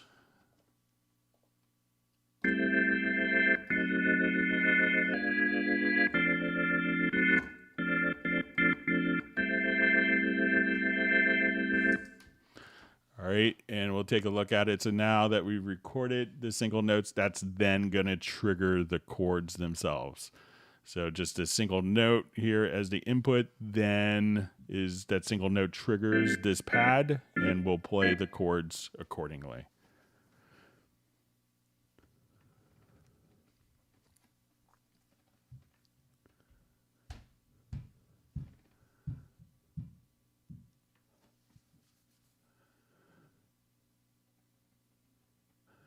All right, so we see just from, is there a way to support you personally via Patreon or anything similar? So I do this as part of my job responsibilities. So, you know, if you wanted to send a letter to people at Steinberg, or, you know, you could do that and just let them know that you find the live streams helpful. So, but no payment necessary. It's just something that Steinberg offers their users. So it's, but I appreciate the idea and sentiment and appreciate it.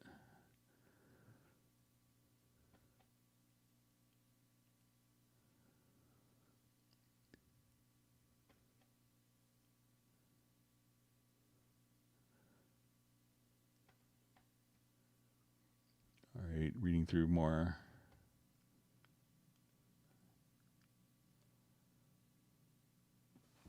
See Michael Teams saying great tube organ sound. Yeah, I love sometimes just randomly picking a sound and realizing that's really cool. All right, so we did have one question that was mailed in about Groove Agent and how to kind of select different sounds in Groove Agent. So let's take a look at that. So I think I'm almost caught up.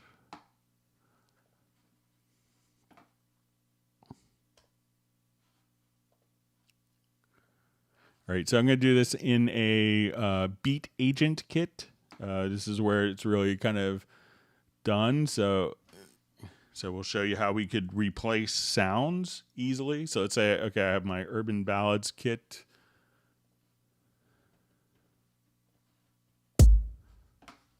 And I wanted to go ahead and just start replacing some of the different sounds.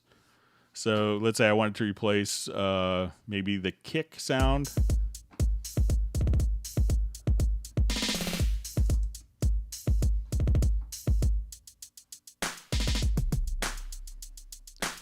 So let's say I want to take this kick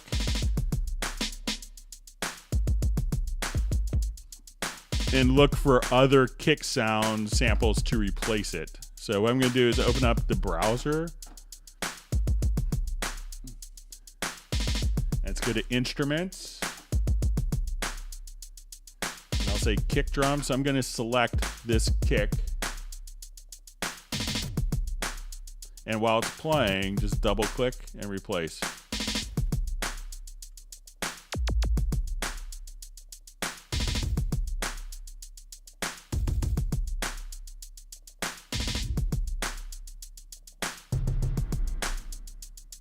And you can just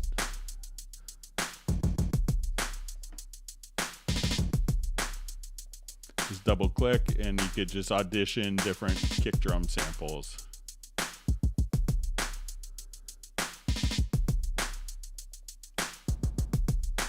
Just like that. So once again, if you just, with the Beat Agent kit, come over here, go to the patterns, and just come, select it, open up the browser, and go to Instruments, select what instrument you want, and you could just have lots of different choices to switch and audition in real time in context of the project.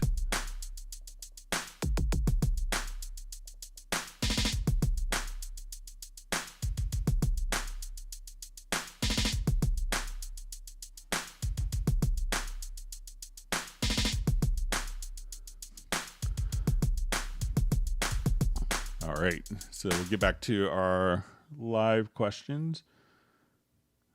Okay.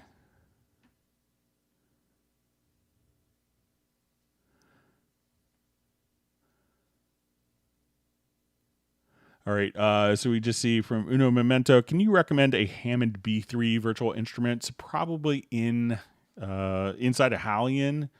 Has so we come over here, we'll just see there's kind of a whole like tone wheel organ instrument. So when you come over here to Model C, so check this one out. This is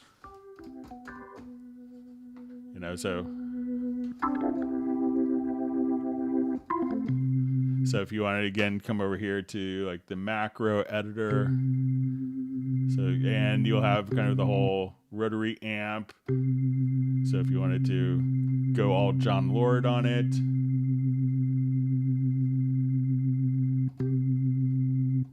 and have different effects as well. So if you want to just come over here and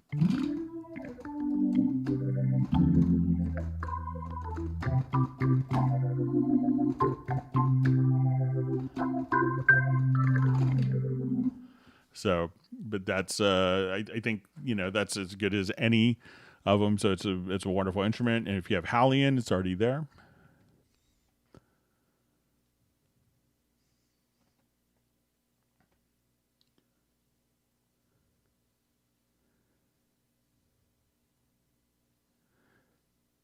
You see just a comment from Sable Winters just saying Hammond B3 is king. And Joey D. Francisco passed away recently. And Sable got to play with him and his dad. So yeah, that was sad to read. I always enjoyed watching him. Try to sneak off for a little bit to watch him play somewhere at the NAMM show.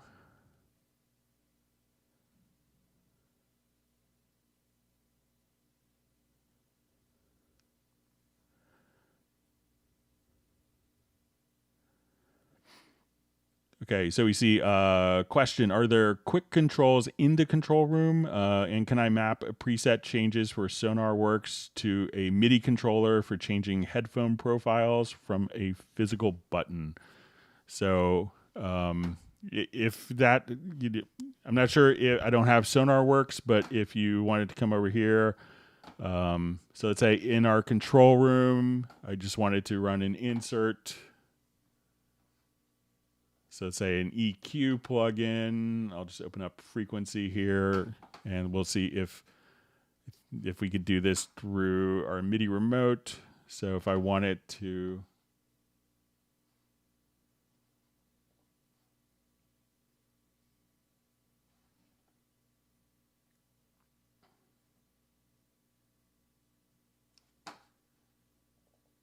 so let me just try coming here.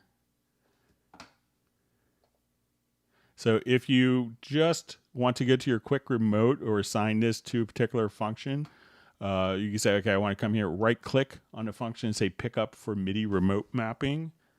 And then you can move the parameter and just kind of assign it just like that. So if you wanted to assign a particular parameter to that. So again, just go to the plugin in the remote control. Say, okay, I want this parameter. And I'll just go ahead and maybe take this off here. So we say, okay, this I'm just going to pick up for MIDI remote mapping and then apply. And then you could just, just have it mapped just like so. So you should be able to do that.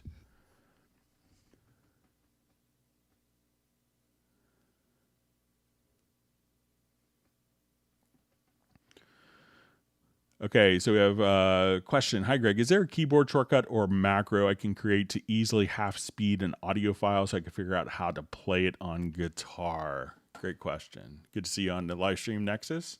Glad you can make it today. All right. So this is assuming that all of your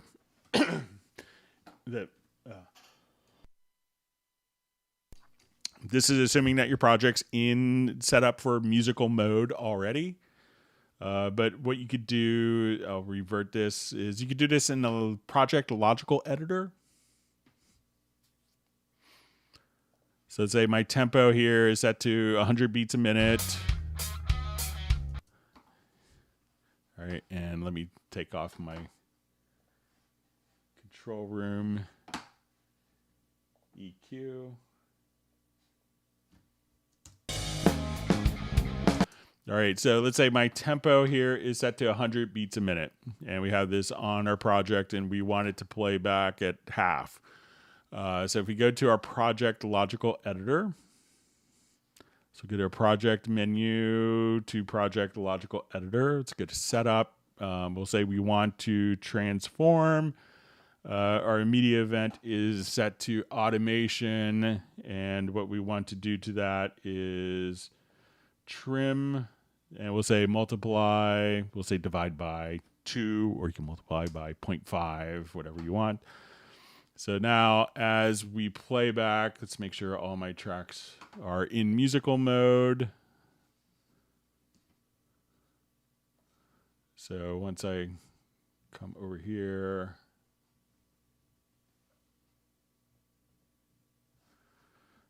all right, so now as we're playing,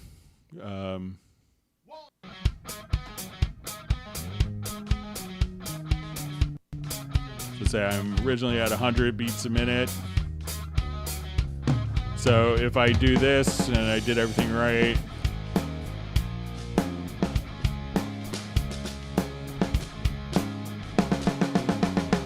let me see what maybe I check make sure my tempo track is active.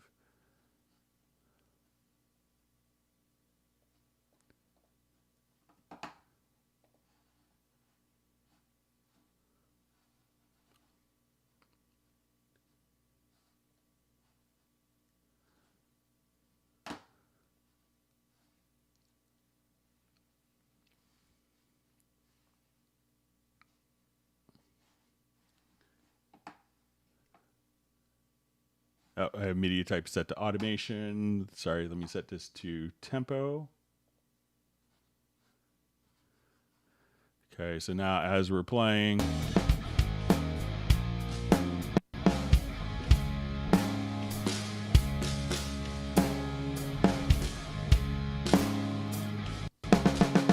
so just come over to the project logical editor. Get to the project logical editor. And then you could assign that project logical editor preset to a keyboard shortcut. So you want to say transform, media type equals tempo, trim, divide by 2, or multiply by 0.5. Get you to the same spot either way. All right, we're doing well on time. Thanks for all the wonderful questions.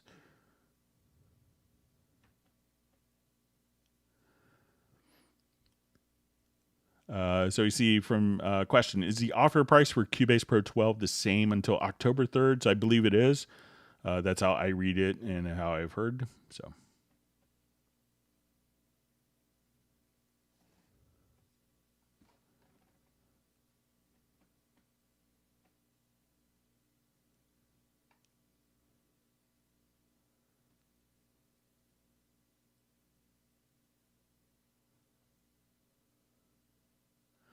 All right, so we see another question from Nexus. After an auto fade is created, is there a way for the wave image to show me the crossfade it created? In an auto fade, I don't see it created. So when we do an auto fade, that's actually just on the playback. So it's not actually written into the file like a fade that we would see visually.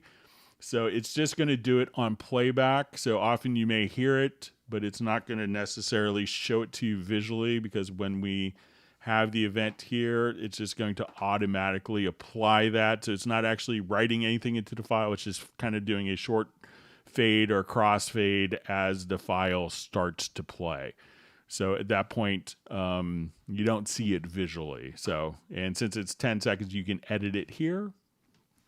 So if you wanted a sinusoid or more logarithmic as opposed to linear fades, you could set that, but you don't see it visually. So it's just a playback parameter. So it's not actually doing editing of the audio file for that.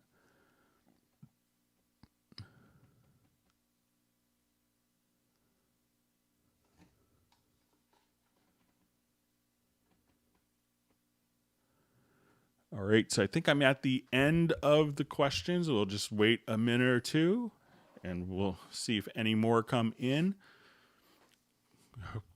Thank you for all the wonderful questions. And again, if you haven't heard, there's going to be the Cubase promotion going on. If you're an existing Cubase user, you get, if you're existing Cubase 12 user, you get new plugins for, I believe, for Artist and Pro.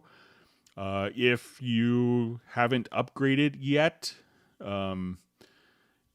if you haven't upgraded to version 12, it's 40% off. Or if you're looking to get Cubase 12, if you have friends that should be running Cubase 12 and for some reason they haven't switched yet, let them know as well. And we see Jazz Dude's kind enough to post a link. All right, so we have a question from Mayberry78. I was trying to add a keyboard shortcut to reverse an audio part, but can't find the option. Is it possible? Thanks. So yes, all you have to do is come over to your edit key commands.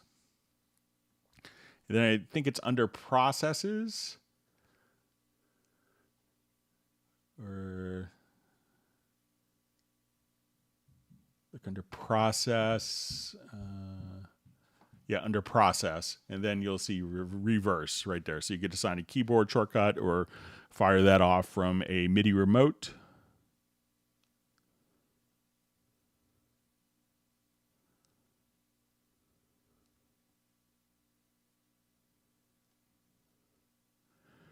All right, so just see a question. What is the automatic send creation? Sorry if it's too late. So if you want to, automatically add a send to one or multiple tracks, you could select it, right click, and we'll say add effects channel to selected tracks. And now we could do this, and now all of the tracks, when we go to the sends, they've all been created for us, and we can send various amounts just like that. So once again, to the selected tracks, if you want, an easy way is just to come over here and add effects channel to selected tracks, or while you're here, if you right click, you could just choose to add an effects channel into a particular send as well.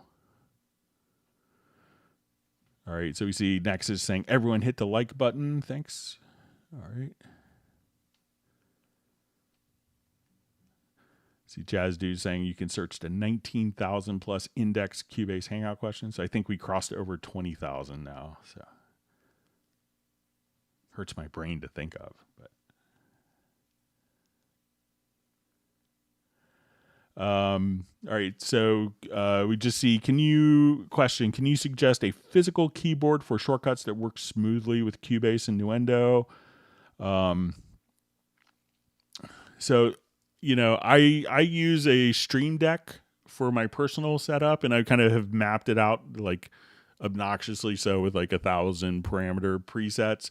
And that's where you could actually have like a little button with a display that's dynamically updates and has kind of folders within folders within folders.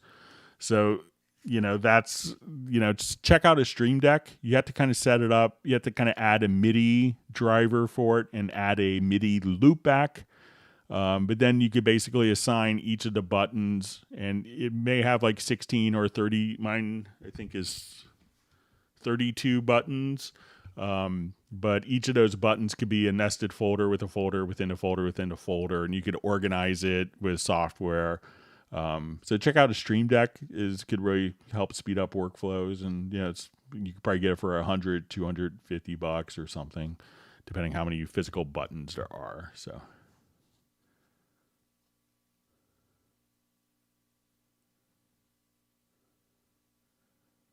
All right, see, there's more questions.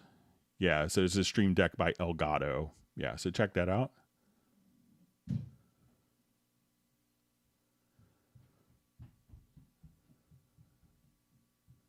All right, so I think I'm at the end of the questions. We'll see if there's any more that sneak in. And if you're in the United States, and there's probably end of summer holidays going on in other countries in the United States, we have Labor Day. So we hope, and it's kind of in the United States, it's our kind of 3-day weekend. It's like, oh no, summer's over. We have to get back to work. It's kind of that holiday. So we want to wish everyone in the United States a happy Labor Day. And if you have a similar holiday in other states,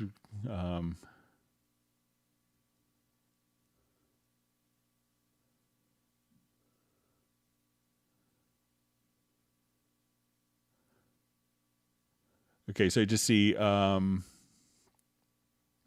let's see if I misunderstood. So, okay, so what is the automatic send creation? Sorry if it's too late. Okay, so with this, okay, so it's the one in the preferences.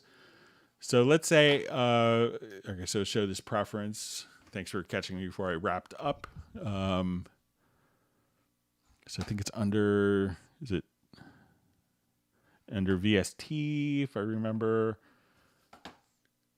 All right, so there's connect sends automatically for each newly created channel. All right, so I'll just show you on a new project here. The setting I get from, I get this question every time Paul Hasslinger gets a new computer, kind of well-known composer. All right, so let's say I add an audio track and I have an effects send. So I have an effects channel and it's on, let's say send 1 is going to my reference. All right, so now if I add a couple of other audio tracks, when we come over here, if I do it right, let me just make sure I didn't take the preference off by accident. Okay, so now I'll turn that preference on.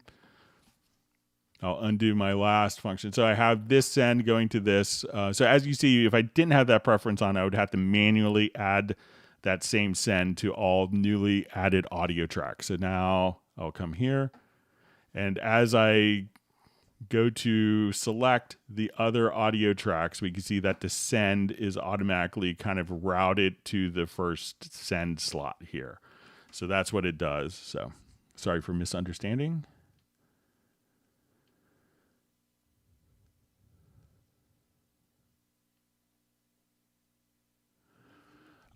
So I just see a question. You mentioned Nuendo live streams once a month. Would you mind to give a date, please? So I don't have the date, but if you go to Nuendo or youtube.com/Nuendo, like we're on youtube.com/Cubase, if you subscribe to that, you should be notified, and you could probably see the live stream notification there. But if you send me an email, I could take a look to see if it's been announced yet.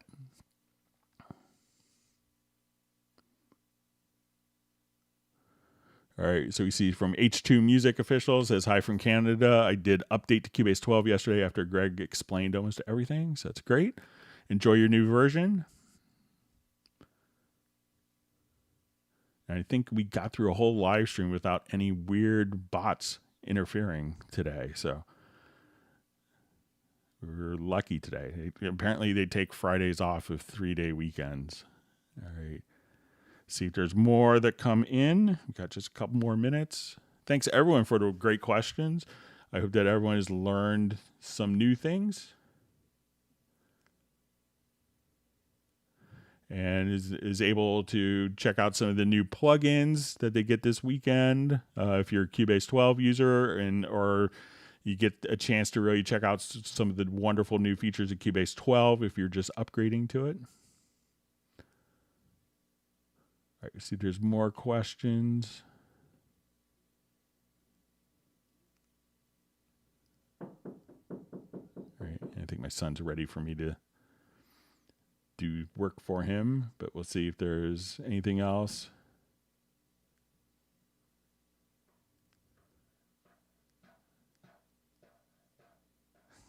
See, Gerald Eagley just saying, bots take holidays. That's AI for you. They get tired too, apparently, so. All right, with that, I guess we'll go ahead and wrap up. Thank you so much for all the great questions. We'll see everyone again on Tuesday, starting at 1 p.m. U.S. Eastern. Everyone, please stay safe and healthy. We want everyone to be able to use their Cubase products for a long time, and we don't want anyone else to get COVID unnecessarily. But please stay safe and healthy, and we'll see you on Tuesday. Take care. Thanks.